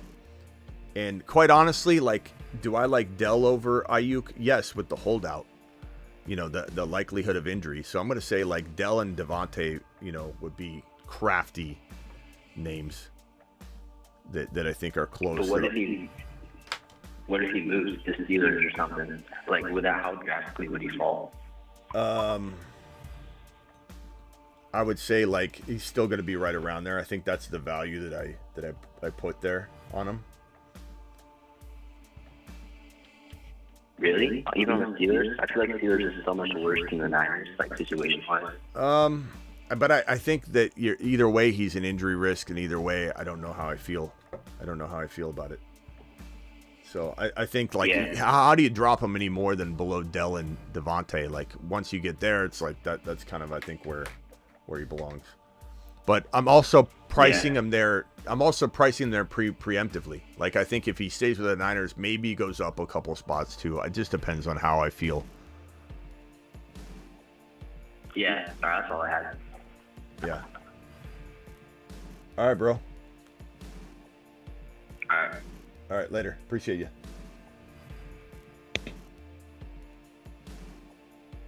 All right, let me go over to Matt Biaggia. You're live. What's up, Smitty? What's up, pal? I have a couple questions. Is 2 tight ends in a 3 wide receiver full PPR flex?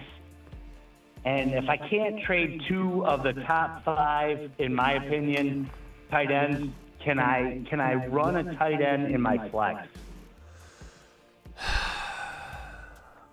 It's not advisable. I got Kincaid and Andrews. Yeah. And then if I can't trade one of them, yeah, I don't want to put them back out there.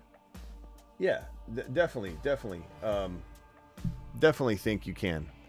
I just think you got to be careful, to draft that way. But if you're sitting there with Andrews and Kincaid and you did a great job drafting, bro, it makes sense. Like Andrews and Kincaid are fantastic in a 2-flex league. You're throwing one of them in there. There's no doubt about that. That's a good move.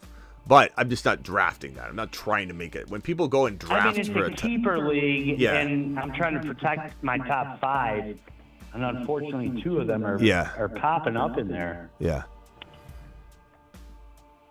Yeah, definitely don't hate. I mean, it just depends. If you gave me a trade example, hey, should I trade one of them for this? I can maybe help you out. I'm trying to. Right. I'm definitely trying to move one of them, but we're still 3 weeks away. A lot of the grandma leagues, like you say, people are just starting to look into their fantasy. Yeah. All right, bro. Call back if you got another one. Okay. Balake. What's up, Balake? What can I do for you?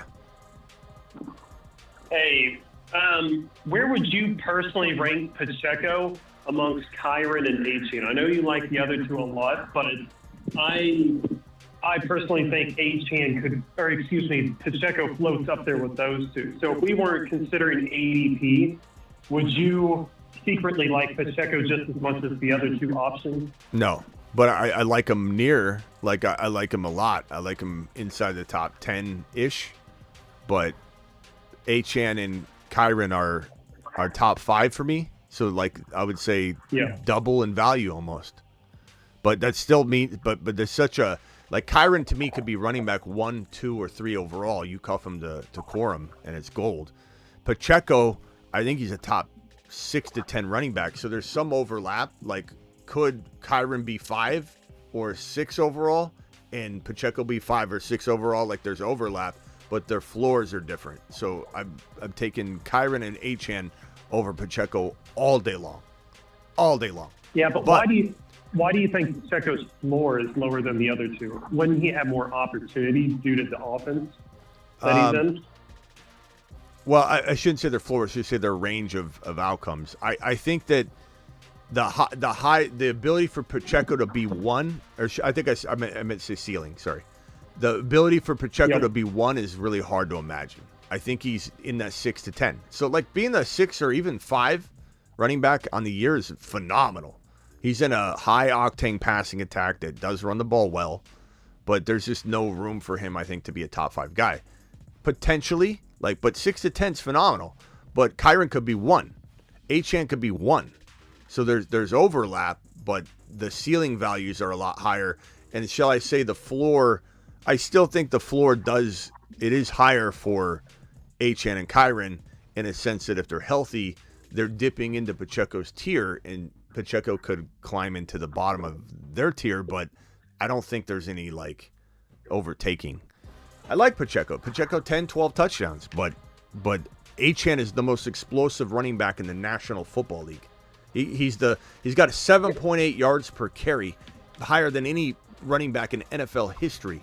Achane is an absolute freaking monster, and he's a top 5 running back in 40% of his games last year, bro. Top 5 running back in 40%. So is his floor higher? Yeah, it is. It is higher because the numbers suggest it right here. The numbers are telling you he's a top 10 running back in 50% of his games, and he was barely scratching the surface and gaining 10 pounds. Miami Mike McDaniel loves him, talks about him at every turn. He's enamored with him. This guy's the leading yards per carry rusher in the National Football League history, 7.8. There's just no telling how good he's going to be. The floor is high. And Kyren, same thing. Top 10 running back, 67% of his games. Top 5 running back, 50% of his games. 15 touchdowns in 12 games. And probably the best blocking offensive line in the National Football League. So Kyren I get, but yeah. How do you not get the Achane one, though? I was just going to say we probably have more data on Pacheco than we do Achane, just because Achane wasn't able to perform as much as we wanted him to last year due to injury, right, and then catching up after injury. So I think we lack a bit of data on him maybe. And Pacheco, we know that he's amping up, and then we also know that Coach mentioned that they want to use him as a 3-down role. So maybe he'll have more opportunity as a 3-down role under Casey's powerful offense. I think you're held back a bit because of his backups, and maybe they want to use. You're doing a lot of You're doing a lot of storytelling here, though. A lot of storytelling. Like there's a lot of maybes. I asked you because, well, that's my thought process, and it leads to me drafting one or the other. I know, but your thought process has a lot of maybes in it. Your maybes that, hey, the team wants him to be every down back. They have said things like he can do it all, and then the coach also, Andy Reid also said, so can CEH. I'm not saying CEH is. I think Pacheco. Look, you're talking to a pro Pacheco person. You're talking about the guy that. I honestly don't know any channel last year at all that had Pacheco as high as we had him. He was a moon man extraordinaire. So, you're talking to a Pacheco guy here. But at the same time, some of the things you're saying, like, oh, he's going to be the first, second, and third down role. Andy Reid very carefully worded that, okay? And I hope it's true, and I think it probably will be true. Second of all, you're saying, I think Achane will be hurt by the other guys. You're completely guessing. Like, you're completely guessing. What we do know is that he was an absolute monster when used, gained weight, and that Miami Mike is very, very aggressively talked about that he's going to get more and more work. Not to mention, when you look down the stretch, he was used more and more and was staying on the field in situations he wasn't earlier in the year. And the fact that he got hurt on a freak injury to his knee, and then it didn't even get re-injured, but Miami Mike McDaniel didn't want to mess around with it. So he pulled him from the game and made him sit out this week 12. Week 11 was when he got hurt, so it wasn't like that was a bad game for him. He just didn't play. And he comes back and he's running back 3. You got to be careful. You're doing a lot of guesswork in both directions. The bottom line is Pacheco's a phenomenal value, bro. He's a phenomenal value. You're getting him in some best ball scenarios, round 3. I've got him around 4 before. It seems to be around 3 now. In home leagues, he's going in 2-3. I take him in 3 without a hesitation. Love Pacheco, but we're having a conversation that's irrelevant because Achane's going higher than him. And you got to take Achane over Pacheco. You could get both of them if you're crafty and you draft right. And that's the better angle and argument here. Not that, unless you're making a trade and you're trading Achane for Pacheco and a wide receiver, or you're getting a huge upgrade at quarterback by doing the move, then okay. But we love Pacheco here. You're not going to get an argument from me that Pacheco is bad value of any sort. It's just Achane is the leading historical yards per carry running back in the National Football League, and his metrics are through the roof. And to say, I think he's going to be hurt by having more people, that's nonsense. Because number one, this is the wide back in that Miami Mike offense who architected the Deebo Samuel role, and this guy's got a compartmentalized amount of workload that's untouchable. It's not like he's going to see somebody. What are you doing, bro? Are you underwater or something? I'm swimming. Are you swimming right now? I don't know what you hear. For me, it's peaceful. I'm just outside. Okay. Oh, hey, I'm not gonna hate on the man. Are you on your? It could be the bubble bath. It sounds like you're in water, and I was right. But okay, it sounded like you were holding your breath, like going under. I don't know. Leave it to Balake to call while he's in the pool. But Balake, don't overthink this. Achane, appreciate you. Call back if you got another one. All right, bye. Balake. He's out there taking laps while he's on the show. Ramos, you're live. Balake. All right, Smitty. So before you say Grandma League, it's $200 buy-in. I went triple RB in the first 3 rounds, and then Josh Allen in the 4th. And I still think my team just smashes everybody. So I got Bijan, Kyron, and then Achane, Josh Allen, and then my 2 wide receivers are Nico and Rice. Yeah, I mean, I think some people are going to say receivers are weak, but I've done several best ball drafts, best ball mania, where it's blasphemy to go running back, even though 2 years ago running back won the entire thing. I go running back, Mahomes all the time. And I often get Tank Dell. I get better receivers than you. I often get Tank Dell, Rashee Rice, and Worthy. Tank Dell, Rashee Rice, and Worthy with Mahomes stacked with my Kyron and Achane, with my whatever, Bijan and Gibbs or whatever the hell it is. So like I'm all on board, and I don't think I think your wide receivers are fine. I think they're fine. Yeah, I have Rice, Amari Cooper, Nico, Tank Dell, and Christian Watson as well. All right, I like it, bro. Nice job. Smash. All right. Ramos, call back if you got another one. I'll be right back. Got it. Stay right there. I'll be right back. Josh from Cali, you're live. Keep it speedy. Yo, Smitty. What's up, man? What's up? To the moon, brother. Hey, man, just catching up on my weekend shows. Okay. Right? Little upset that my guy's off the Moon Man list, Zamir White. But yeah, I get the rationale. I get it. Yeah, people get mad at me. And let me just address that right now for anybody that's going to come in here and act like they got some case to be made. You can be mad that you drafted a guy that was on the Moon Man or a guy I changed directions on all you want. But if you're asking me, not you specifically, who am I talking to? Josh. Not Josh specifically, but if you think I'm going to come in here and apologize for changing my tune like a responsible content creator, instead of digging my heels in on my Excel sheet going, well, in August I predicted this, so I'm stick. If you think I'm not going to come in and go, you know what, damn, Raiders look awful. Love Zamir White, still drafting him in certain spots for sure. I really, really want Zamir White. Just because he got off the Moon Man list doesn't mean he's a bust for me. It just means I only have so much room for the Moon Man. Let me show the Moon Man real quick. The Moon Man. Dropping loads in outer We only have so much room on here, and if you are in a struggle bus offense, you're going to probably get bumped. Space Monsters. And as much as I love Ford is still potentially, Moon Man-ish material. He is probably the weakest link on this board to be bumped if I need to find room, because I'm not just going to pile another player on here and make this board crowded. So, that doesn't mean I don't like Ford. It's just people need to understand. We made room for Rice and Worthy, and for people that go, you didn't like Rice. You said Rice is going to prison. He still very much is in trouble, but it's getting pushed back clearly into 2025. So what do you want me to do? Not come in here and tell you how I feel? Not come in here and try and save your life? Of course I'm going to adjust and adapt. But Zamir White is in an awful offense, and I just can't save Moon Man room for him when I don't feel like that offense is going to go anywhere near the end zone on a regular basis. So that's what I'd have to say. But I still like him. Don't think I'm calling him a bust. I just don't love him. Yeah, I get it. And also, Jalen Warren getting hurt. Look, someone said, how dare you take him off the Moon Man list because he got hurt? What?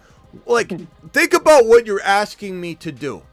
If you're the person that says something stupid like that, think about what you're asking me to do. You're asking me to stick to what I said no matter what on August 19 and try not to give you some other firepower to win your league.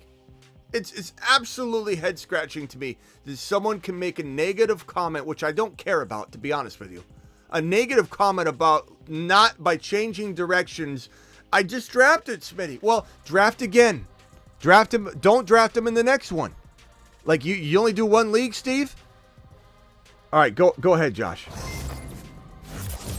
No, I was going to say also, you dropped a gem on Sunday about how, I thought about it, about how the fantasy community used to take Aaron Rodgers and these guys in the first round, right? And now you don't need to because of whatever reason that changed. Scared Scotties.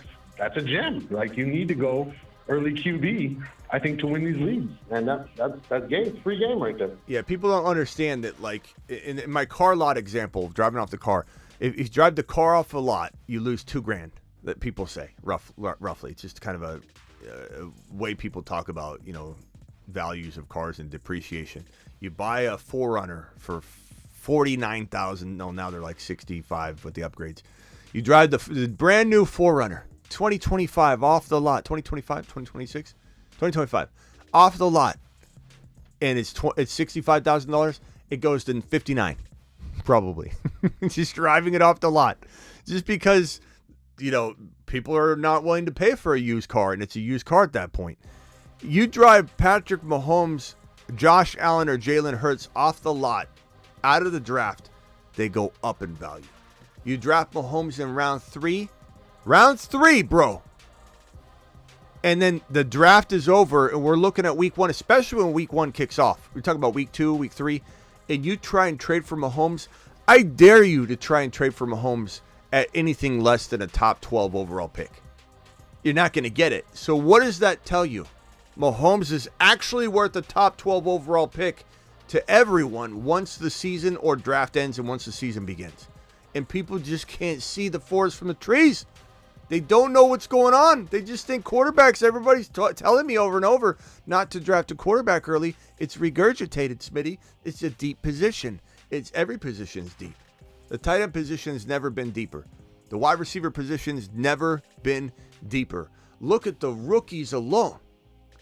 Coleman, Worthy, Neighbors, in MHJ, and then you got guys like BT and Leggett that could be very intriguing. You're talking about injecting 7, 8, 9 rookies that are very viable wide receiver 3s and higher into a pool of wide receivers that are already very deep. The running back pool has never been deeper. There's no dead zone to be found, even though people like to throw that term around. You're grabbing gems in round 6 and 7. But anyway, what else you got, bro? Final thoughts. One last thing, man. I have my dynasty draft, the rookies only, and I went Worthy over Coleman, and I'm kind of kicking myself. I How bad should I kick myself? love both of them, bro. I don't want you to feel too bad because, like, if I'm on the clock, I'm not gonna lie to you. I sit there and I get so mad that I can't own both. So if I were you, I wouldn't fret too much. But I do think, first of all, Worthy and Coleman, they're both in high octane offenses where there's, targets to be had, plentiful amount of targets. So you're in a way you're protected no matter what. I love Coleman. I think Coleman could develop into a top 10 wide receiver in the National Football League. I think Worthy could play in and out of that his whole career.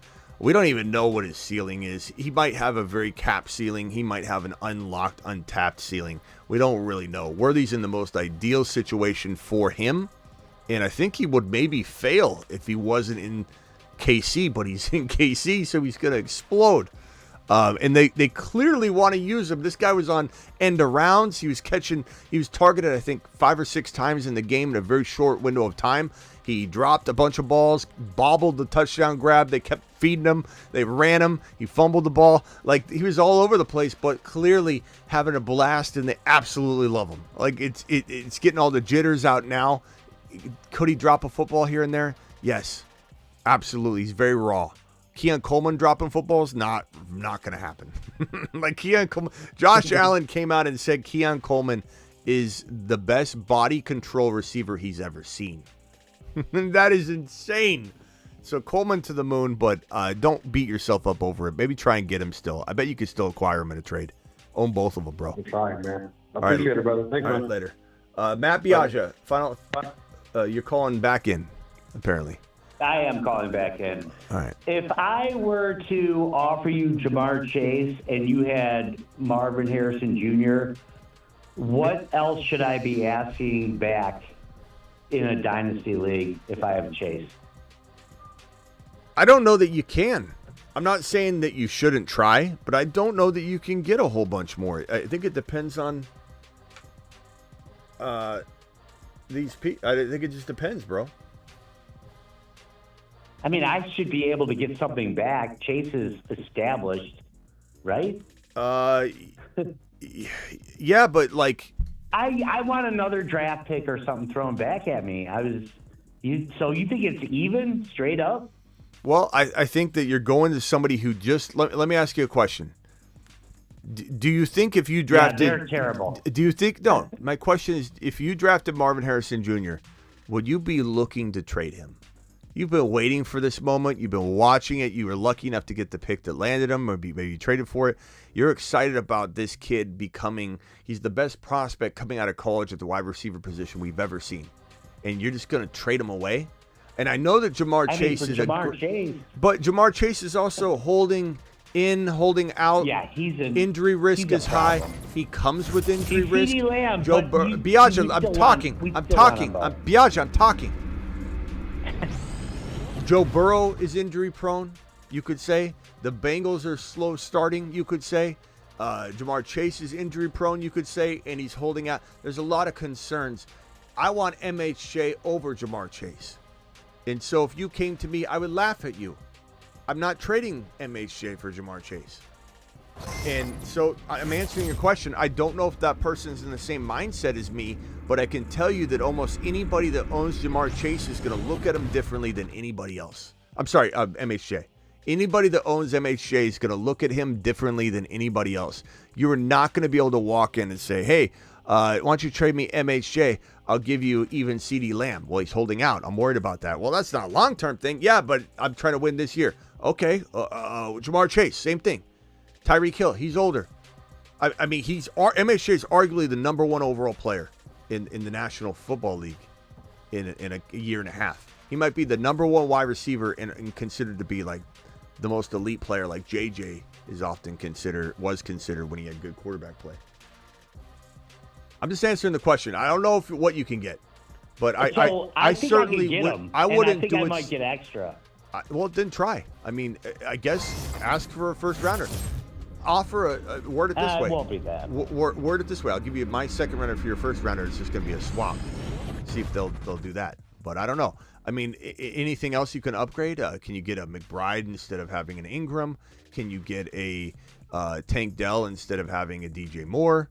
Like, can you do anything of that nature? Then maybe, I guess. But I want MHJ over Chase, period. That's just me. Well, then maybe I might do it because I've been thinking about it. All right, Biagio, later. Sometimes Biagio, I love Biagio, but sometimes Biagio doesn't listen. He's in his own world. Edward with a $20 hauler. Edward to the mother frickin' moon. Alert. Super chat alert.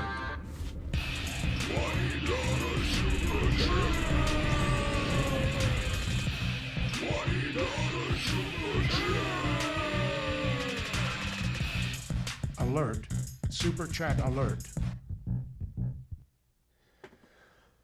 Okay. Hit me with your questions if you got them. Phone line will be open in a second. I'm going to answer these questions first and then open the phone line. This one right here, Edward.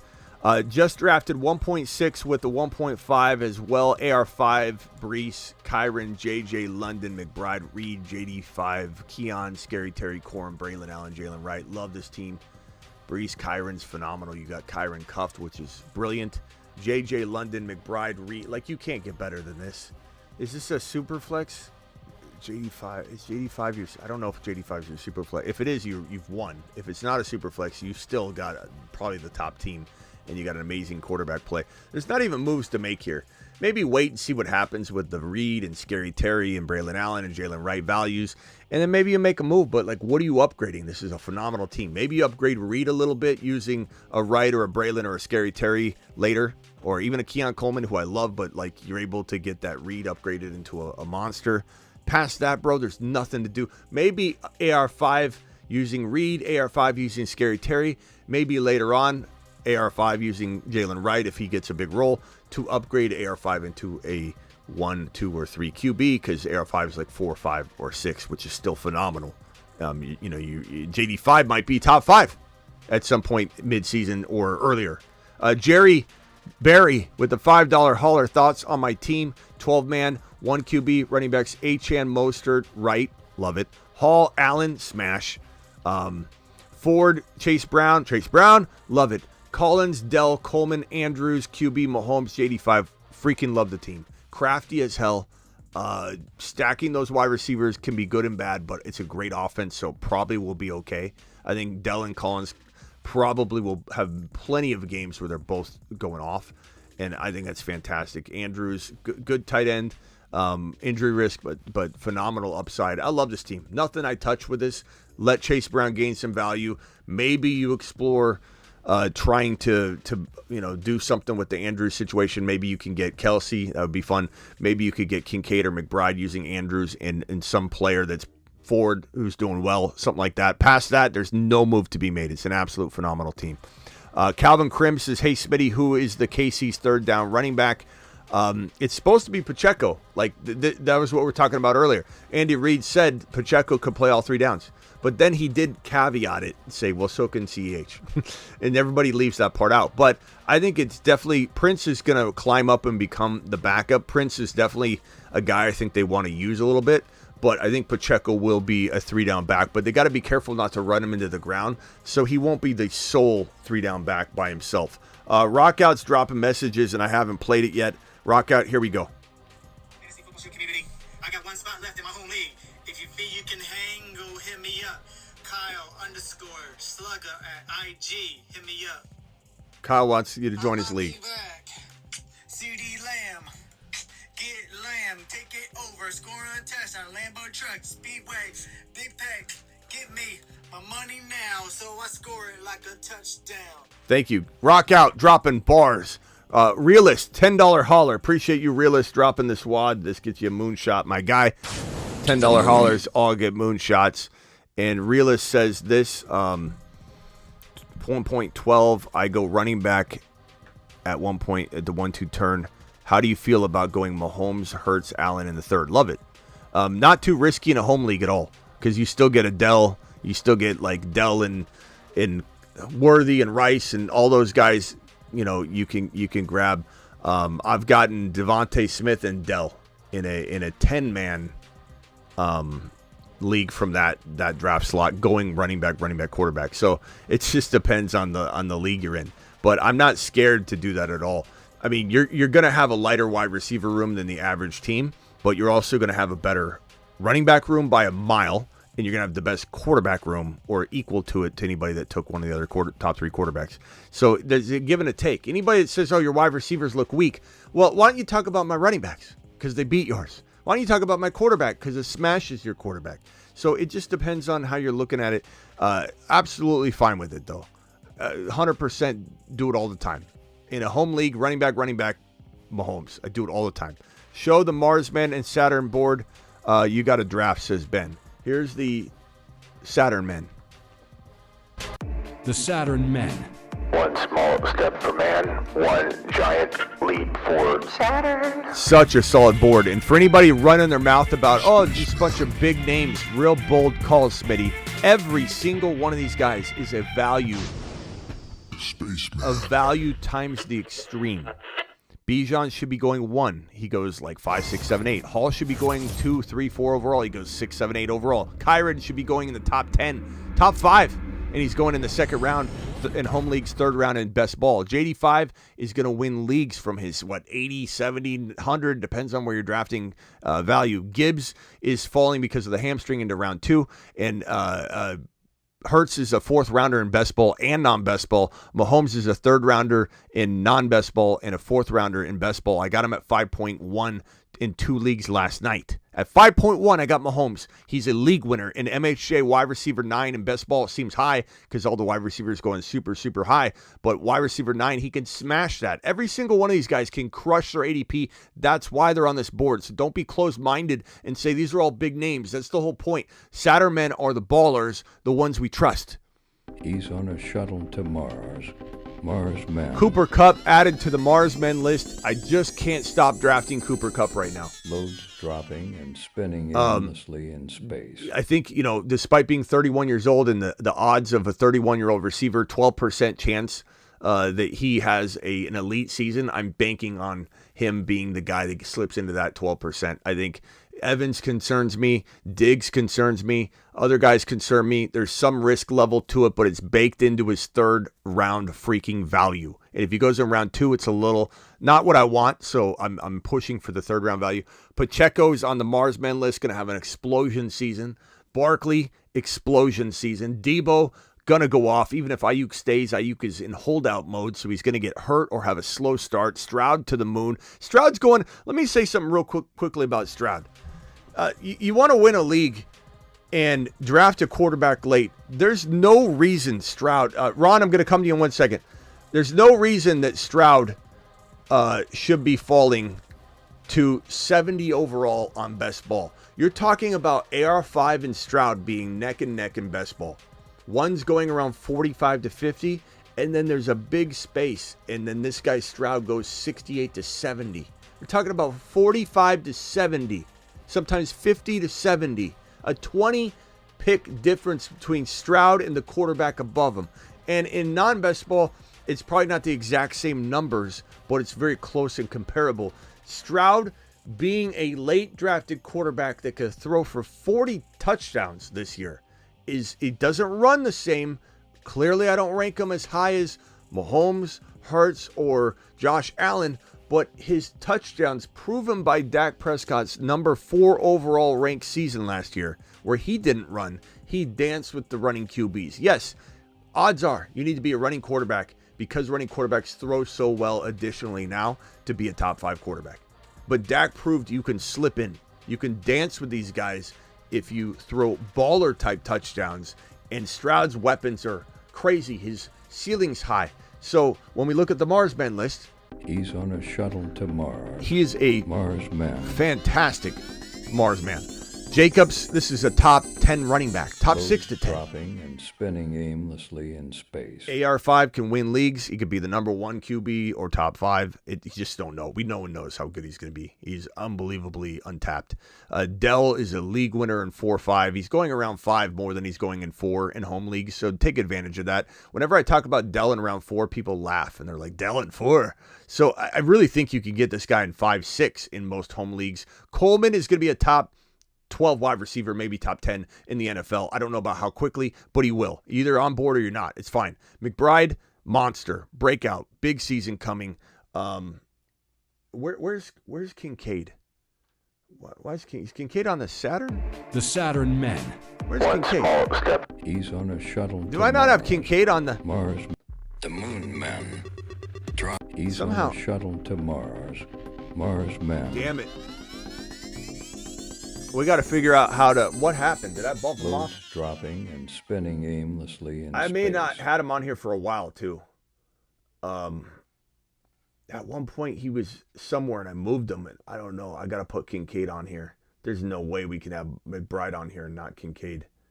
The Marsman, the Saturn Man, and the Moon Man are almost locked in. I imagine we'll have 1 or 2 things maybe change, and especially the Moon Man. I mean, I love Drum Ford. Me taking Drum Ford off won't be a knock on the upside and ceiling he has, but it just means that I've found and identified another person that needs to go on the list.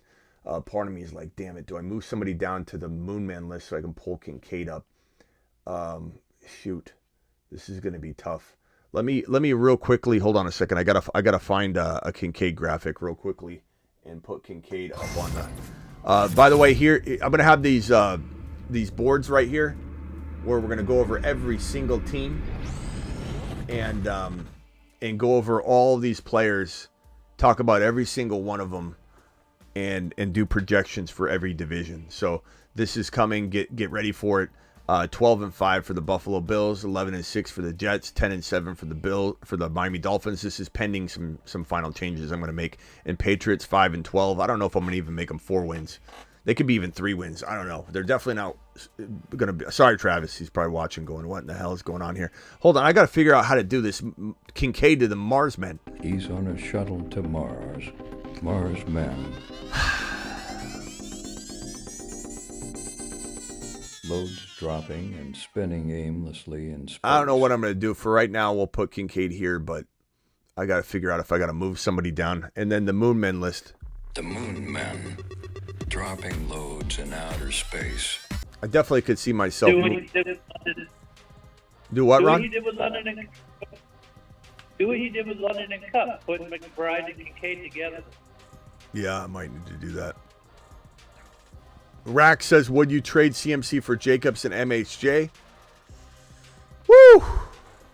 In redraft, maybe not, depending on who's starting with CMC. You know, what's your lineup look like? But in Dynasty, of course. But I'm assuming this is a redraft question. I don't know. I'm tempted. I'm very tempted to say MHJ is going to be that good. But I think the bottom line, Racks, is you need to get more. This isn't enough. This doesn't pass the eye test in terms of trade value, so I'm going to say no, but not because I don't like where your head's at, but no because you can get more. And then this super chat here by Miguel. Miguel says, Sup, Smitty, rate my team 10-man redraft. Mahomes, CMC, Kyron, Debo, MHJ, Kincaid, Coleman, Santos, Bears. Bench is Monty, Higgins. This is a great team. Very, very good team. Where's Corum, bro? Where's Corum? You drafted Kyron. There's no Corum. What are we doing? Great team. That's gonna. You've got about an 8.5, but you don't have Corum. I'm gonna knock it down to an 8.0. 8.0. You're still probably the lead dog, but what's going on with that? Bobby says DJ and Flowers for JD5 Cooper and next year's second in Dynasty. Flowers and DJ Moore. Yeah, I'm gonna take JD5 and Cooper. I'm gonna do that. I'm gonna try and flip Cooper after that though. I don't love DJ Moore in Dynasty. I don't hate him in Dynasty, but I don't love him in Dynasty. And Cooper's older. You got to get rid of Cooper probably. He's hard to get rid of, but I want JD5. If that's your starting quarterback, JD5 is going to the moon. $5 hauler. Love the show. Always, as always, Smitty Dynasty PPR with defensive players. Traded 1.2 Mixon for 1.4, 1.10, and Devin White. Thoughts on that trade? I'm never a fan of getting out of that Neighbors or MHJ pick, so I'm going to say I don't like it, bro. I like 1.4. I love Coleman. I love Worthy, but I'm not getting out of Neighbors or the MHJ, so I'm going to say I disapprove of that, even though I approve of you. But I don't think I can do that. I think you can get so much more, too, if you're going to end up trading it. And last super chat, then I go to Ron Navy. Feelings on taking 3 running backs in the first 4 rounds of Kamara. Jacobs are available in round 4. In a 12-man home league, think Gibbs, JT, Kamara. Kamara's not worth it. I love Kamara, but he's not worth going in the 3rd round, bro. No, this would be something you maybe do with Jacobs, but I'd rather go Mahomes. I'd rather go Josh Allen or Hurts or go with a smash wide receiver than go Kamara. I love Kamara, but Kamara's a value. Kamara we got in the 6th and 7th round last year. And I know there's a suspension and everything like that, but it was not that long of one. And Kamara's going like in round 6, 7, 8 in best ball. I can't stomach in non-best ball that we're going to swing him into round 3. No, I'm going to say no on that. But Gibbs, JT, sure. More so Kyron or HN instead of JT for me. But I go Mahomes over Kyron all day long or smash wide receiver. Ron Navy, you're live.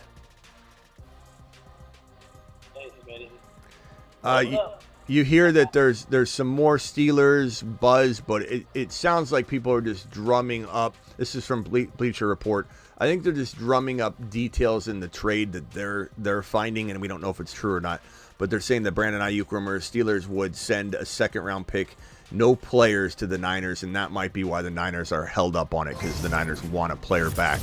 We don't know if there's any truth to it, but that's what we're hearing anyway. From Bleacher Report. Yeah, here's the thing: these Niners content creators. And I'm not talking about Raj. I'm talking about these other YouTube Niner. Even though they cover the Niners, they are so entitled elitist. I mean, they try to switch the narrative for everything. It's like instead of concentrating on themselves, they're like, Aiyuk doesn't want. Why would Aiyuk want to go to Pittsburgh? They don't even have their quarterback figured out yet, and this and that. They're trashing the Steelers, saying because they know that they screwed up to begin with. The 49ers screwed everything up. Yeah, they did.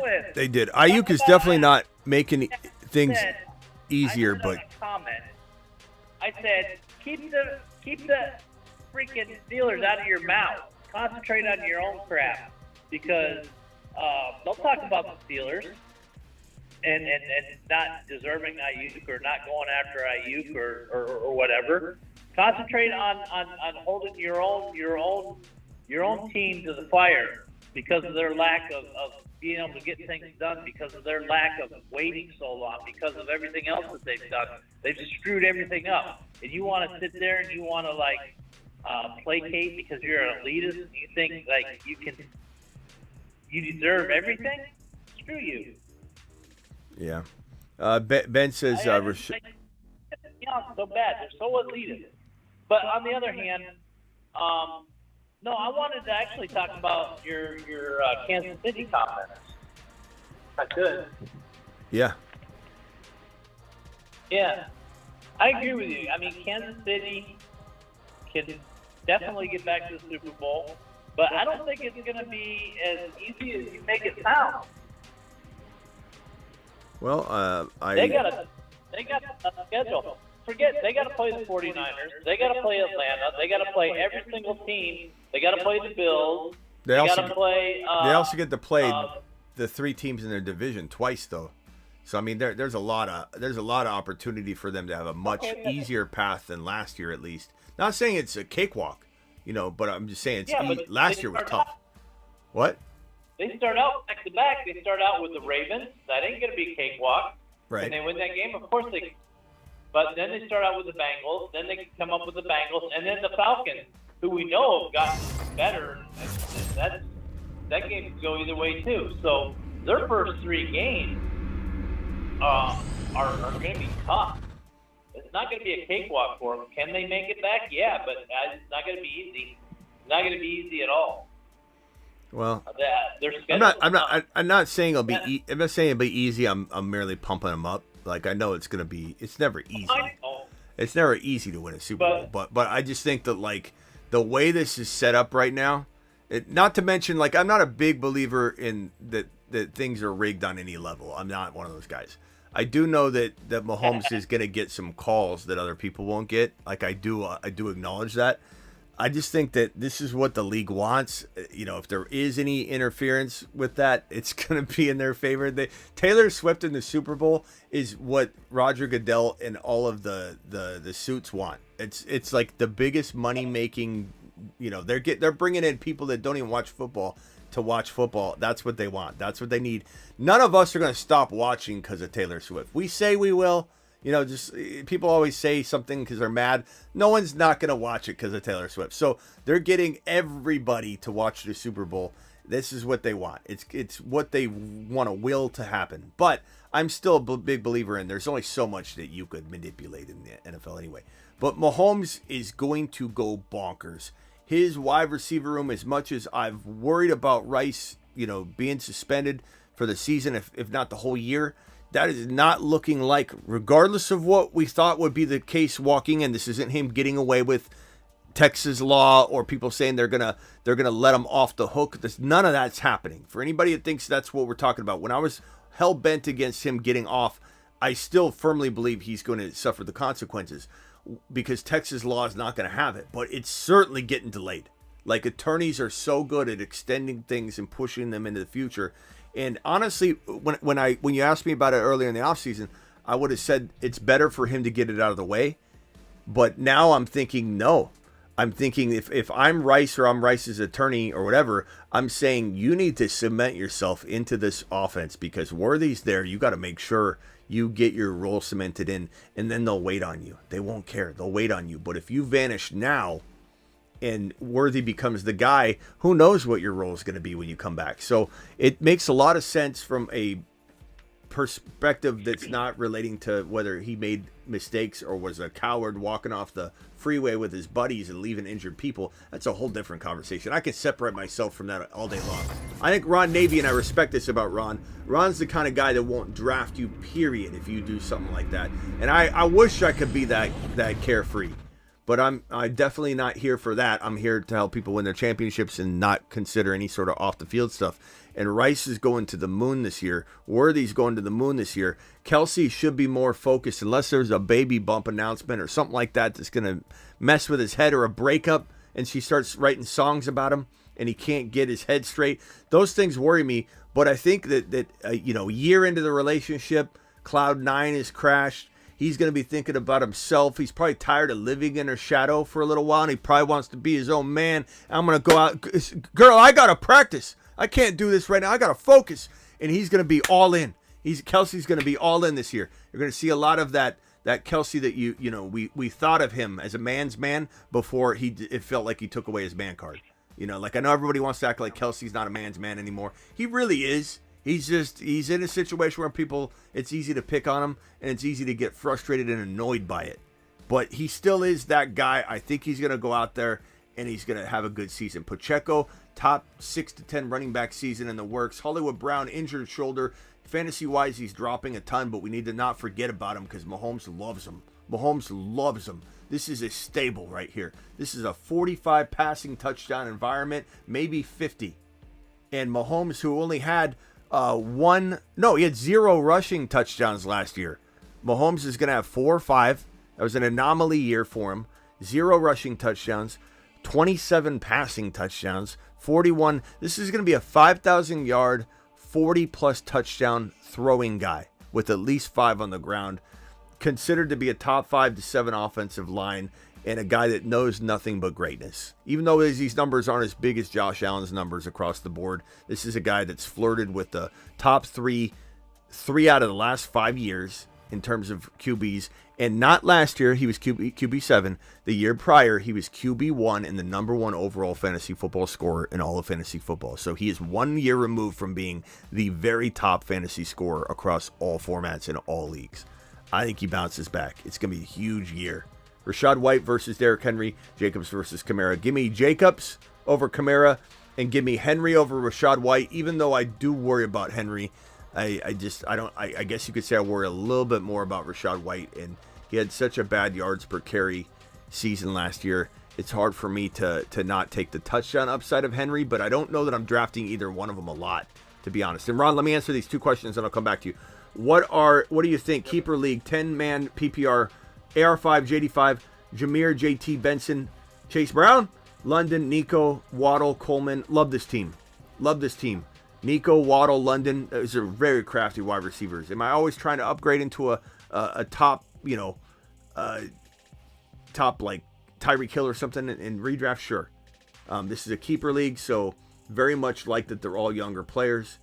I don't know that I'm necessarily against Tyreek Hill in a keeper league, but I think that in a dynasty I wouldn't be, but in a keeper I would. So it kind of depends on what you think you can get away with. How many keepers is it, et cetera, et cetera. But I think Tyreek Hill and keeper is interesting. You can buy them pretty low, and people just worry. Like they think dynasty when they're in the keeper league, and it's not the same. But it depends on how many players you're keeping. JT, Benson, Jameer, it's a great team. Great team. Love it. Not much I would even change. I'd almost let this roll into week 1 and see what you got trade-wise after, unless you're able to somehow get yourself into a top 3 wide receiver, But I just would wait. Nico's going to either lose value or maintain his value and gain even better trade value. We'll have to see. Cooper Kupp or Allen in the late 3rd. I'm going to go Josh Allen in the late 3rd over Cooper Kupp. But I love both of them, bro. I love both of them. I would love to see you get both of them. You probably will see Josh Allen slip less than Kupp. I think Kupp might, because of the injury, slip to that next pick more so than Allen, but you might be hard pressed to get both. All right, go ahead, Ron. You're up. Yeah, I don't think Mahomes will hit 50 this year. I think, but I think he'll hit probably 40. I'll give you that because I think, have to face Atlanta's defense just got better. He's got to face the Frisco 49er defense. He's got to face all the AFC North defenses. That's 3, 4, 5, 6 teams right there, and Texans don't have a bad defense either. He's got to play them. So 40, I'll say he can hit 40, but I don't think he's going to go 50. All right, 50 total. I think 40, 45 passing, 5 rushing. That's going to be my number. 45 and 5. Yeah, I understand. And he very possibly could, but I think with the schedule, the teams they got to play, I think it's going to be very hard for him to hit that. Yes, sir. Just might. I get it. But could we be talking too much trash about Caleb, or do you think we're still okay? Do you think that he can surprise a bunch of us? Sure. Look. I've said this about Caleb before, and for some reason, people only hear what they want to hear. Does he have the arm talent? Yes. Does he have the physical ability? Yes. To be Mahomes? No. This is ridiculous comparisons. Does he have the ability to be what Fields was? Yes, and I've said that over and over and over before. Could he be Fields, where he fails the team does not live up to the expectations, and I know that they failed him more than Fields failed them. I that's my stance. But still, sum total, you look at Fields in Chicago, he failed. Do I think that Caleb is going to be this Super Bowl winning monster quarterback that brings all this greatness to Chicago? No. Do I think he can score fantasy points like Fields did, sporadically, living inside a very complicated world? Yes.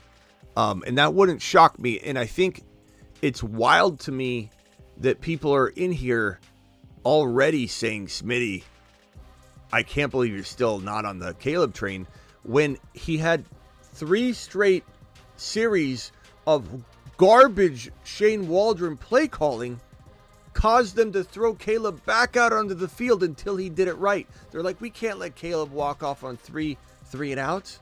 So they sent him back out. They didn't want to play a 4th series. They sent him back out. And then finally, when Shane Waldron's offense kept collapsing and he had to scramble to the outside, he saved the play, scored a touchdown, and everyone's like relishing in it. And I get it. I understand it's nice to see a nice big play from a player. And to be fair, I do it with JD5, even though JD5 was like 12 of 13, by the way. he was just so accurate. I think, quite honestly, if JD5 was running for his life in games like Caleb's been, I would be panicking. I'd be saying, wow, he's very impressive, but like I'm worried about what's going on at the core of it all. This is Shane Waldron. I don't know why no one else is acting like this. You got people glazing Caleb all over Twitter. Tyreek Hill's like, this reminds me of what? Because he scrambled. And I'm not saying it wasn't impressive athletically to jump and throw the way he did, but like it's also it's almost like when someone dives for a catch they don't need to dive for, or someone catches a one-handed catch they don't need to catch it one-handed. I'm not saying that maybe that angle didn't allow him, that's the way he gets the football out, controls his body by jumping, whatever. I'm not complaining about it necessarily, but everybody talking about how amazing he was in this game against number 2s. On 2 extra drives, I think it was 2 extra drives than they wanted to play him, so they could have him end on a high note off of 3 straight horrible drives. I don't know what people are watching. I'm not saying that there isn't fantasy potential. There certainly is. Fields was what? QB2, QB3, QB5. Fields had phenomenal games. But he still failed in the general scheme of things in Chicago. And so that's where we're at right now. We're at a player that looked good and did some good things in a collapsing situation, and it looks more of the same to me in Chicago than anything else right now, which is so wild that no one's addressing. And not to mention, Bo Nix has looked better than Caleb the entire preseason, and no one's talking about that. Bo Nix looks phenomenal, and Caleb is making impressive. Isn't it funny how he kind of went under the radar? Bo Nix has good. Not on this channel, but yes, he is. No, I mean overall. I mean, you don't hear about it. Nobody talks about Bo Nix being better than Caleb. Nobody, except for this guy who we always trash on. So it's like, his opinion we only hold so well. But Colin Cowherd says Bo Nix is the best quarterback this year out of the rookie crop, which, I think JD5 is. But my point is, when I had Bo Nix ranked ahead of Caleb Williams the entire offseason, which has never changed, never. I've never moved Caleb over Bo Nix, not one time. The only guy that's been floating above Bo Nix has been Penix Jr., but Bo Nix is certainly right there. I love Bo Nix. Absolutely love Bo Nix. Ron Navy with 20 gifted memberships. Ron Navy, 20 gifted memberships. But no one's talking about Bo Nix except for Colin Cowherd. No. And he looks phenomenal. He looks like an NFL quarterback. Caleb, people comparing Caleb to Mahomes right now makes me vomit in my mouth. That's the stupidest comparison you could make this early on in preseason games against number 2s while he's running for his life, looking athletic. We know he's athletic. We know he's got a great arm. We know he's able to scramble. He's got a lot of nice, raw physical talent. But this is wild to me. If he didn't run that touchdown in, we'd be talking about a completely different narrative. Like, it's so wild to me. It's so wild. And the fact that people expect me to think differently already on preseason games, off of 5 drives when 3 of them sucked because Shane Waldron's not the guy. And let me also say this to kind of back Caleb up a little bit, because again, I think, Ron, you're not wrong. There could be some value here that later on I go, yeah, fantasy wise, he's looking like 8 to 12. Like, he could definitely dance in the 8 to 12 range for fantasy quarterbacks as a rookie, potentially. JD5 is going to be light years ahead of him. But he could be 8 to 12, 8 to whatever. The thing is, though, Shane Waldron is the problem. This is a guy who runs 12 personnel, 2 wide receiver sets in Seattle over and over and over. And this is the guy that's supposed to be architecting the offense? Let me go over to Mr. Miyagi from Chicago. He might have something to say on this. Go ahead, Miyagi. Miyagi-san. Hey, how's it going? What's up? Going, Smitty? Miyagi-san. Hey, I had a question for you. Yes. So, I was wondering, who do you kind of like lean towards more? Luke McCaffrey or Malachi Corley? Great question. Damn, bro. The thoughts behind, that they want to potentially 832 caller. What's your name and where are you calling from? I'm just gonna put you on hold real quick. My fault. This is George. I'm calling from Houston. Okay, George, hang tight. Mute yourself if you could. I'll come to you in 1 second, George. George from Houston. Gotcha. I would say, look, Malachi Corley. There's a lot of buzz on him prior to the season, especially when he was gonna live in Aaron Rodgers' basement.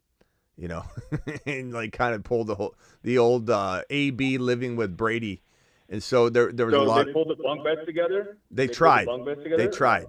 They didn't really talk about it much, like how long that happened, or if it really ever even did end up happening, because we never heard anything on it. But anyways, Corley working with Rodgers. Rodgers really likes him. Mike Williams is a walking injury. So Corley by default, unless Devontae Adams gets traded, and that's something to consider, I guess, but Corley's going to have to be the second wide receiver, at some point at least, but if not right away. So Corley is such a good yak yardage guy. He's the best yak yardage receiver to come out of college since Deebo Samuel. And it doesn't mean it'll translate, though.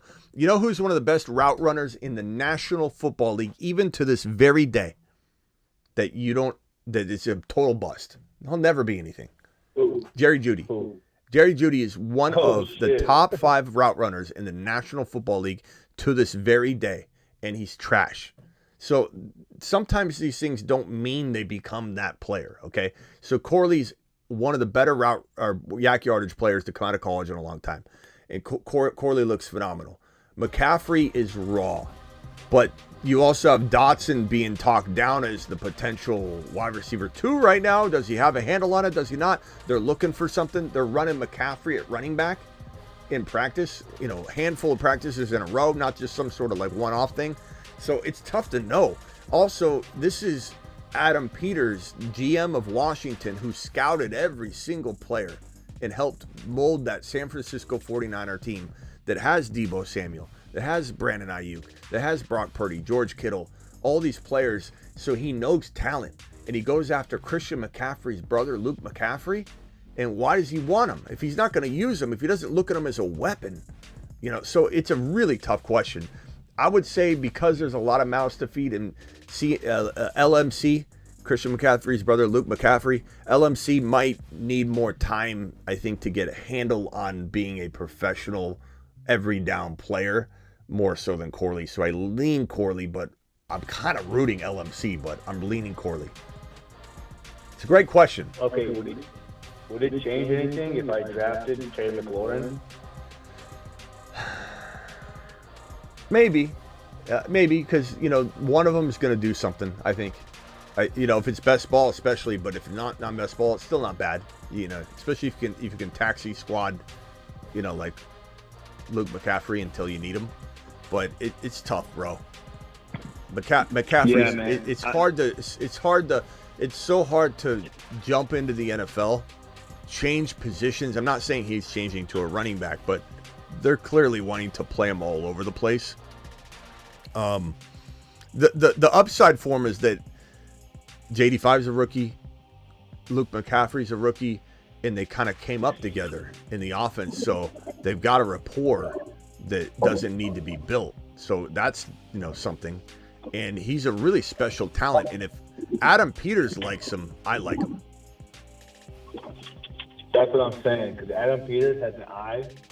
And he's got the eye of a tiger. Jahan Dotson being talked down. So I feel like Luke McCaffrey might have good path to being wide receiver 2 on this offense. Yeah, you got McLaurin. I'd say go for it. Why not? All right.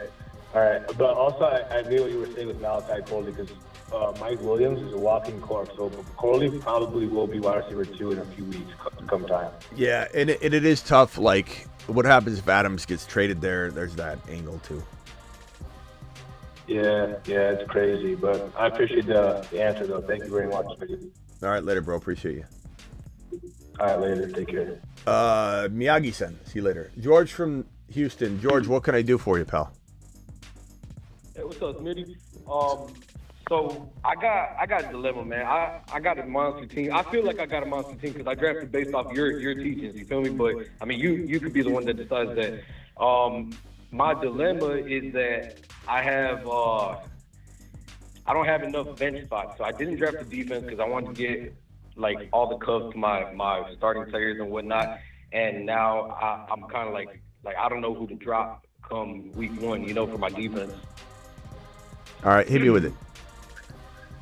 All right, so you think I give you the starting lineup? Do we got time for that? Just give me like your worst team, your worst players. If you're talking about a drop question, just give me your worst guys, and I'll tell you who to drop. All right, so I got Amari Cooper, Jaden Daniels, Luke Musgrave, Benson, Coleman, Corum, and Brown, Chase Brown. Jeez. You got to drop. I know. You got to drop. I drafted with a bunch of grandmas, bro. How many people are in the league? How many grandmas? 11 or 10 or 9? It's a 10-team league. Okay, so 9 grandmas. Wow, bro. I don't know. Name your worst players one more time. How many guys you have to drop for a kicker and D? So it's one QB, 2 wide receivers, 2 running backs, a tight end on flex, and then it's only six bench spots. But I drafted 7 bench spots. So you need to drop how many guys? Just one to pick the defense. Yeah, give me your worst guys again. One more time. I don't know. I don't even know if I can do this. It's an impossible task, Amari bro. Cooper, Jaden Daniels, Luke Musgrave, Trey Benson, Keon Coleman, Blake Corum, and Chase Brown. I mean, who's your tight end? Dalton Kincaid. Yeah, you might have to drop Musgrave and just monitor him because you're not using him, But I'd probably say Musgrave. You got Kyron, you said? Yeah, I got Kyron, Achane, James Conner, Tyreek Hill, Josh Allen, and that's mine. That's a must. Michael Pittman. You can't divide these guys up. I'd say Luke Musgrave's the odd man out, but just monitor the hell out of him. These are grandmas, so you'll be able to pick them up faster if, like let's say news breaks or he has a great week 1 or a very understated week 1 and we're like, holy, he would have caught 2 touchdowns, but they were, penalties or something. Like, just stay on top of it so that you can get him back if you need to. But Kincaid, in home leagues and grandma leagues, you don't necessarily even need 2 tight ends. Especially, the waiver wire in this league is going to be like, name the top 3 tight ends in your waiver wire right now. I bet you it's like, it's like Njoku. Nah, it's Van Auden and Parkinson. Really? Yeah. And do you have a taxi squad at all? Anything like that? Any weird IR spot? Somebody qualify for IR? You could throw them down to IR right now or something? I don't know. This is tough. Oh, yeah. If any players get hurt, we have up to two IR spots. Yeah, but is anybody hurt? Is anybody hurt on your team that qualifies for that? Nah, Cooper's the only one. He's only questionable, but they're not eligible for IR until they go into like doubtful. Okay, yeah, I don't know. I'd say Musgrave. I think everybody would agree with that. All right, cool. And with A10, real quick, sorry, man. With A10, I tried to get I was gonna give Raheem Mostert to Kupp him, but I got sniped. Is that cool? Like, No. What do you think? Do you think? What not should I cool. do about that? I mean, you get a team so loaded. I don't think it matters. But like, no. I mean, I want to have Wright and Mostert, to be honest. But I mean, what do you trade? Well, I could pick up Wright on the waiver wire. Okay, But I don't think I have enough space for that. Yeah, I mean, who's got Mostert? Can you trade like? Well, I don't need to know their name, but like, can you trade Mostert? Can you trade for Mostert using like, I don't know.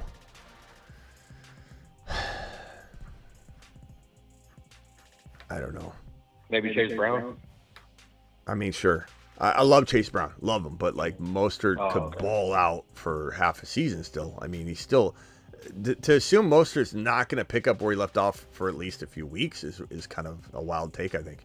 So yeah, I mean, as much as I love Chase Brown, I'd take Mostert and I'd grab Wright. I figure it out. I don't know. You're gonna have to call back for another time on that one, bro. But yeah, try and get the Mostert deal done and then swing back in. We might be here later tonight, right. George. All right, later. Ron Navy, any final thoughts? What else you got? Yeah. Hey,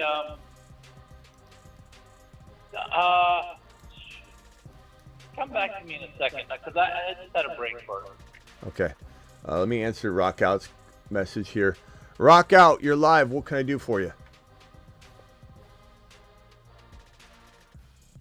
Hello, Rock Out? Yeah, what's up? What's up? What do you got? What do you hear? What do you say? Not going to be here much longer, so hit me with your question, and then we'll attack it as fast as we can. All right, if you got Kyron Williams and A10, like what stack you try to get, or you try to get both, but it might be too much to do if you have a limited bench spot. Yeah, because they have the same bye week, it makes it tough. But to be honest with you, yeah, it's hard. It's hard if it's a small bench. You kind of can't do it. So you'd have to almost say like, I'm going to let Mostert go and just get Wright or whatever. But I don't know. It's so tough. I'd have to know the exact bench size. I have to look at it, the rosters. I have to see like what I can maneuver. You know, week 6, can you just make some crazy moves? Start Braylon Allen and some other scrub running back you pick up right at the time of needing them. You know, do you roll without a kicker that week and just say I'm going to put a running back in? And you know what I mean? Like, there's so many things you can do, but the benefit of having the 5 players for the whole year outweigh that problematic week 6 for me. You know, like I've won bye weeks before like that, where I have everybody on bye in week 6, and then type of week, and then I win the week, and the person I'm playing is hurt more than I am. They have injuries and all that, and you end up winning that week, and then you're full power the rest of the year. Week 7 on, you got your whole running back stable full go. So there's pros and cons. Bye weeks are kind of irrelevant. As long as you can field a team, it's irrelevant. And in some ways, I'd rather take all my hits in one week. Yeah, I hear you on that. Yeah. Kind of tough, but yeah.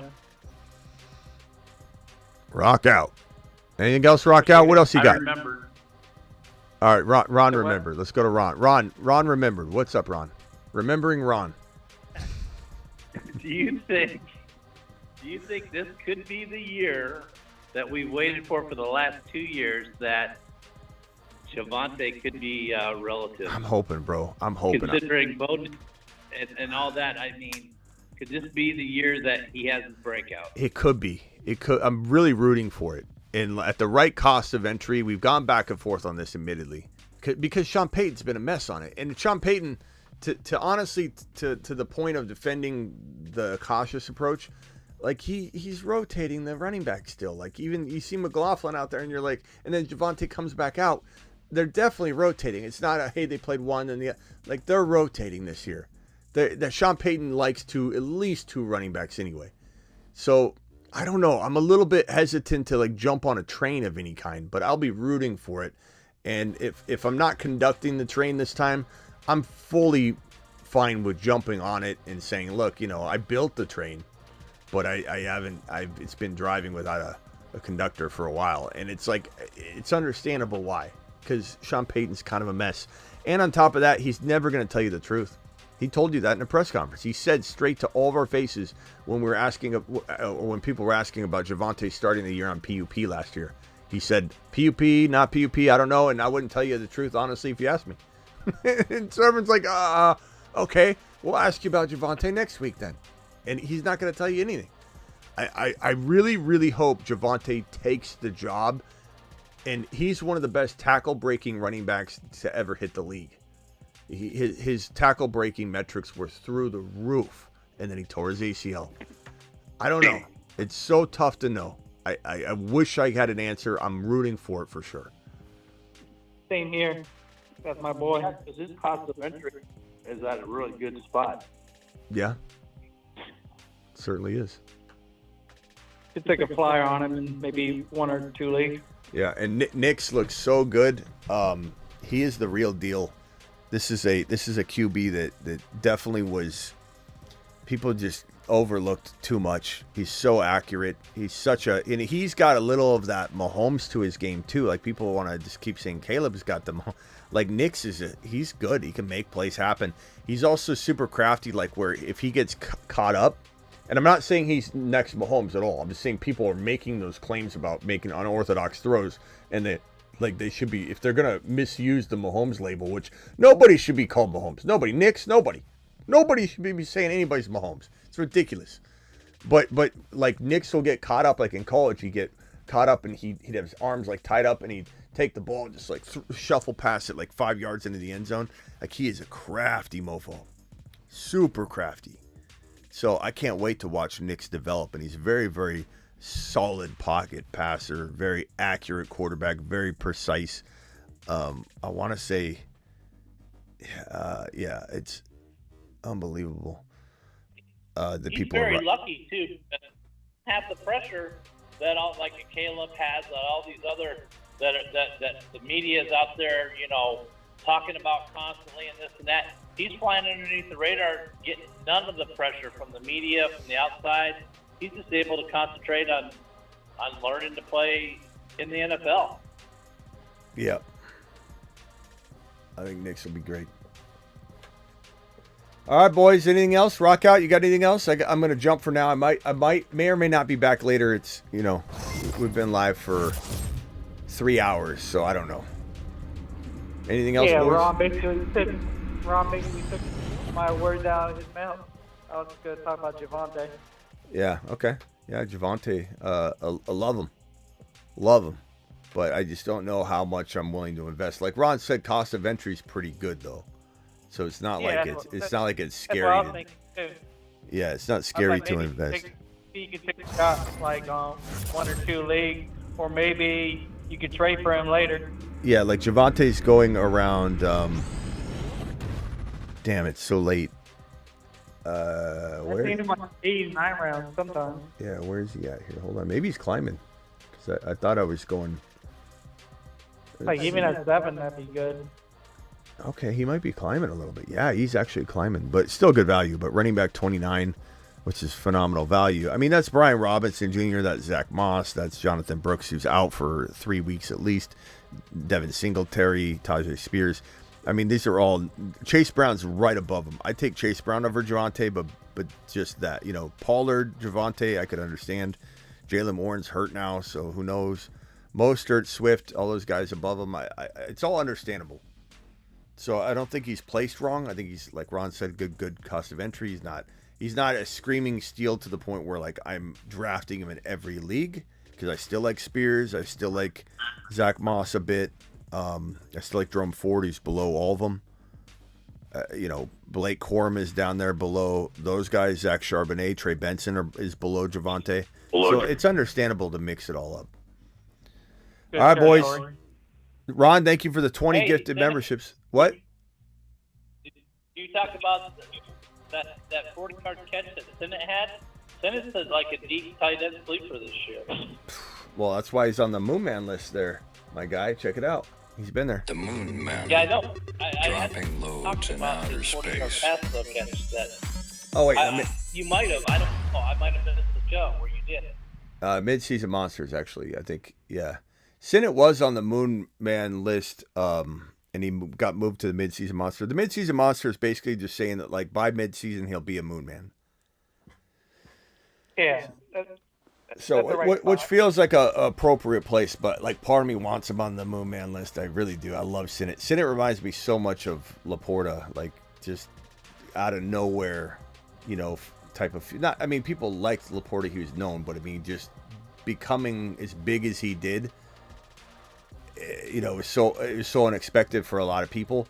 I think Sinnott's he's got the same. This is George Kittle. It really what it is it's George Kittle. And that's in who drafted George Kittle? Adam Peters, the GM of the Washington Commanders. So what did he do? He went out and got his George Kittle, his next George Kittle. If people don't see Sinnott coming, I can't help them. Because we screamed it all offseason, but Adam Peters is also telling you this is my next George Kittle. Yep. We help you, try to help you. Ben for Sinnott. Someone said the senator. The Bolt said the senator. Ben Sinnott for senator. Ben Sinnott. Ben the Senate. Ben Sinnott. Sinnott 2024. All right, later, boys. Did you get into any of the? It's like hanging up with my mom with Ron. Did I get into any of the what, Ron? Mom? The chat house. You're welcome. Chow Chows? No, Yeah, the $50 chow chow. Yeah, I think I got in one. Oh, damn. It's on my way out the door, Ron. You're welcome. Ron drops 50. Later. Later, Ron. Thank you. Thanks, Mom. All right, you're welcome. Later. Bye. Jeez. Ron Navy. Give me $50, holler. Get by the brother, Smitty. Give me $50. Oh, yeah.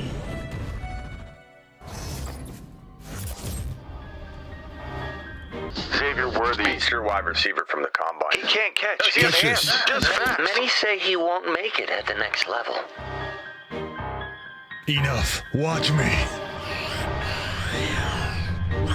I must go back and make it right. Xavier Worthy, he can't catch. Just fast. He won't make it.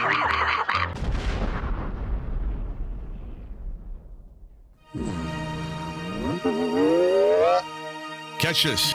Great catch. Wow, nice catch. He's not overrated catching the ball. He can really catch. It's Chiefs season. Mahomes is scoring 45-plus touchdowns. Let them cook.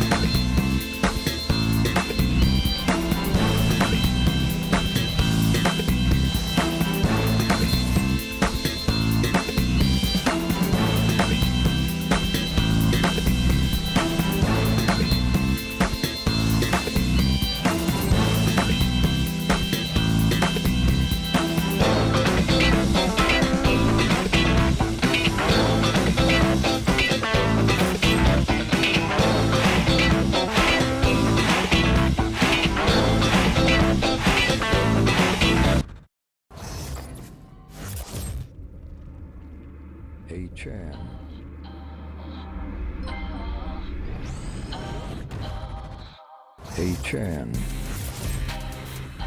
is the man.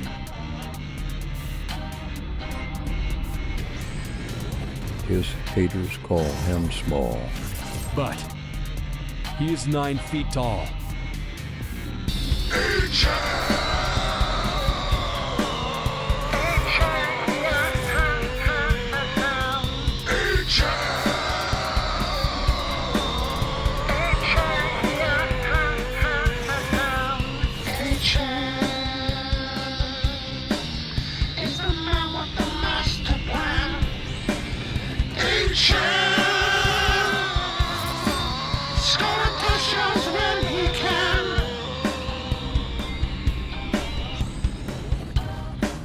A-Chan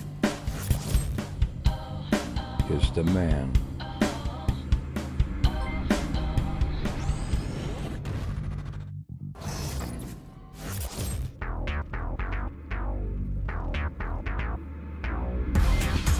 One Tigdale special, please. Coming right up.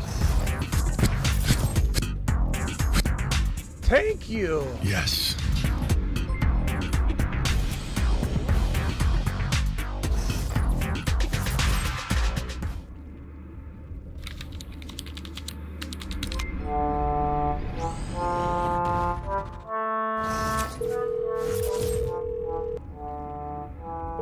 Come on, man. Pick up. Please leave your message after the tone. Hey man, it's Devontae Adams again. Call me back, bro.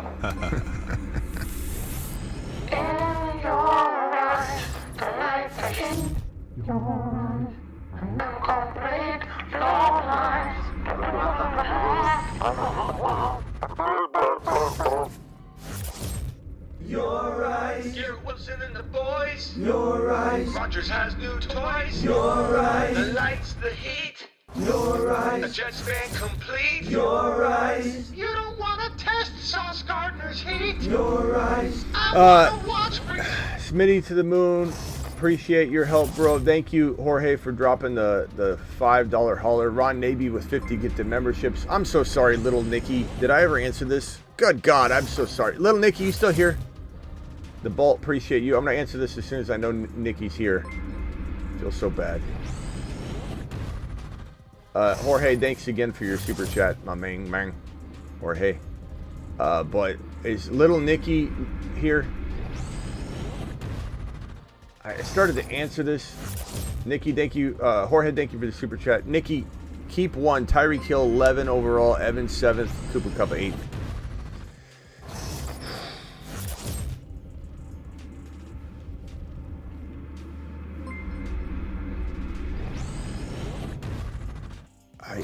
I guess I'd probably go Cooper Kupp 8th round because you get to draft whoever you get, Gibbs or whoever with Cooper Kupp. That's just different.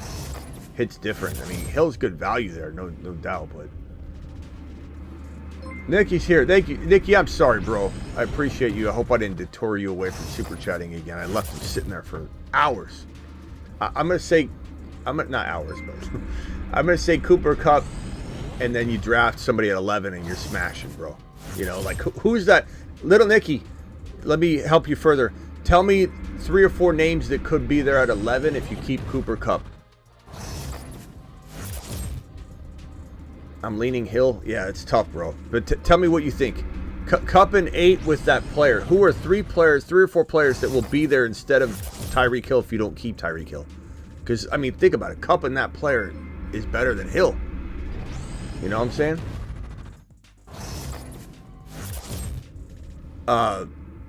One keeper, 12-team league, PPR, get Puka in the 10th round with the 12th pick in the draft. What should I do with the 12 and 13 turns?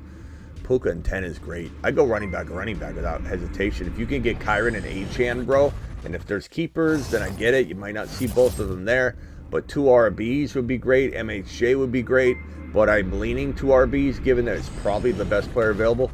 But I think you need to give me some examples of some running backs and receivers that are there. Like, Brooks, I need a little more detail because I'm going to tell you Kyron and Achane with Puka and you smash your league. I'm going to tell you Kyron and Gibbs. I'm going to tell you, and they all might be kept. I don't know. I'm going to tell you one of those guys with MHJ. I'm going to tell you that, you know, you're going to have to give me something. So, Brooks, I'll look for your reply. Give me a list of something so I can Patreon, join the Patreon here. Let me get the Patreon link and drop it for all of you fine folks, and I'll pin it. Join the Patreon. Join the Patreon. Boom. There it is. There it is. If you guys want the live chat experience all day long, it's just an extension. The Patreon's an extension of the live chats. 10 chat groups. Let me see if I can put this up here. Patreon. It's 10. The Patreon draft has been changed. I'll have to put that date up. Give me some time on that. I think it's the 31st. I think we decided on, right? 10 live chat groups, $10 a month, cancel anytime, exclusive write-ups, but also you can find it at patreon.com/the Fantasy Football Show. But 10 live chats. I pinned the link. Thanks, Ron Navy, for those gifted memberships. They just finally went through. But join the Patreon, cancel anytime. It's phenomenal.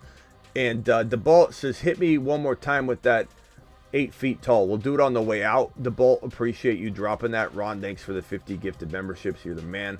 And then Nikki gave us a list of players. Little Nikki said Collins, Kupp, Adams, London. So definitely all the top running backs have been taken.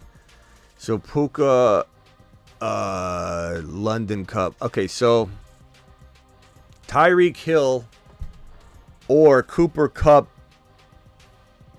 Well, Kupp wouldn't be there because Kupp you're keeping. If you keep Kupp at round 8, you're getting Nico and Kupp.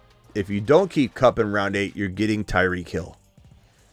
London and Cooper Kupp or Tyreek Hill. Chat, would you rather start off with London and London and Cooper Kupp or Tyreek Hill and no Cooper Kupp?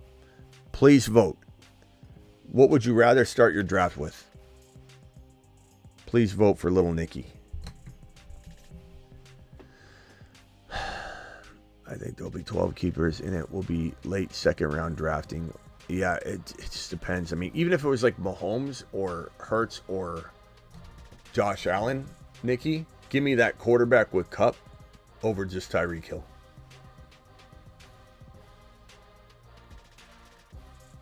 Josh Allen, Mahomes, or Jalen Hurts with Cooper Kupp is better than just Tyreek Hill.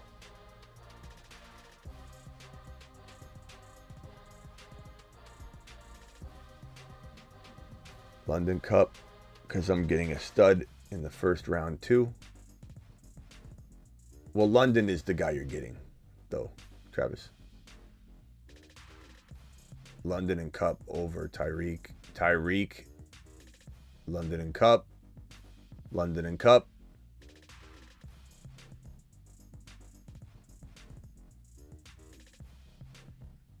London going crazy this year. Yes, he is. All right, appreciate you all, guys. We got one more super chat coming in strong.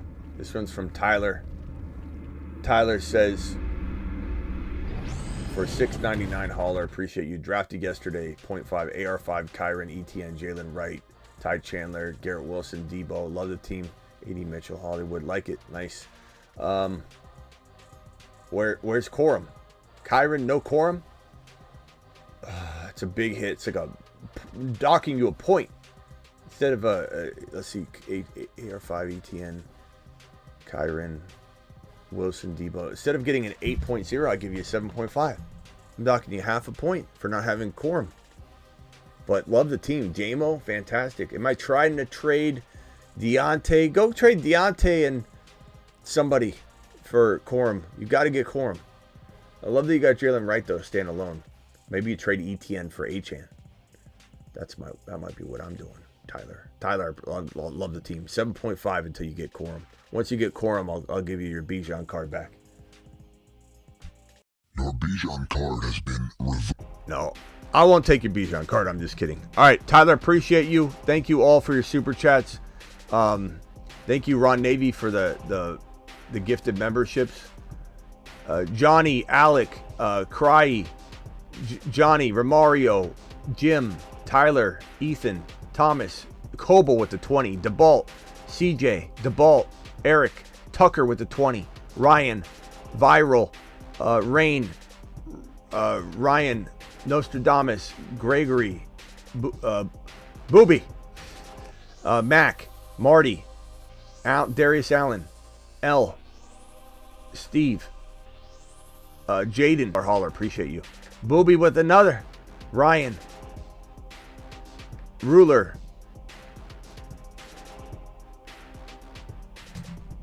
Jordan, Sean, Tyler, Trey, Chuba, Chubbs, sorry, Chubbs, Ryan, Rockout, Little Nicky, Eric, Superfish, Brandon L, Miguel, Rax Poker, Ben, Gunter, Joe, Calvin, Jerry Berry, Edward with a 20, Bobby again, Pearson, appreciate you, Joe, Ben, Gunter again, C Money, Viral, Little Nicky, Jorge, Brooks, DeBalt, and Tyler dropping super wad, super chats. Appreciate you all.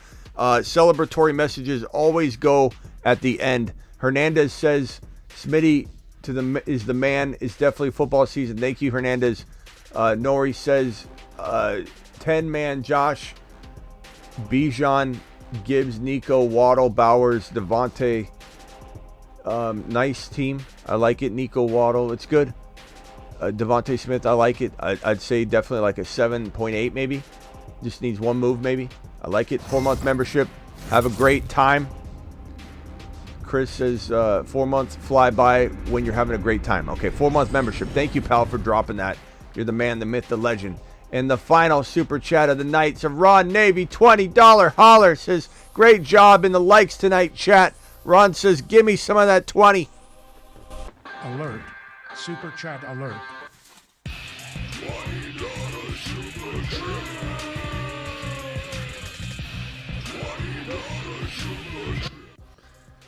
Whew, I'm exhausted. This is the first big live stream that we're back, because we're live 365 24/7. We never go away, but this feels like it's the football season draft. This is show 1, essentially. Ron Navy dropping that $20 holler, the 50 gifted membership.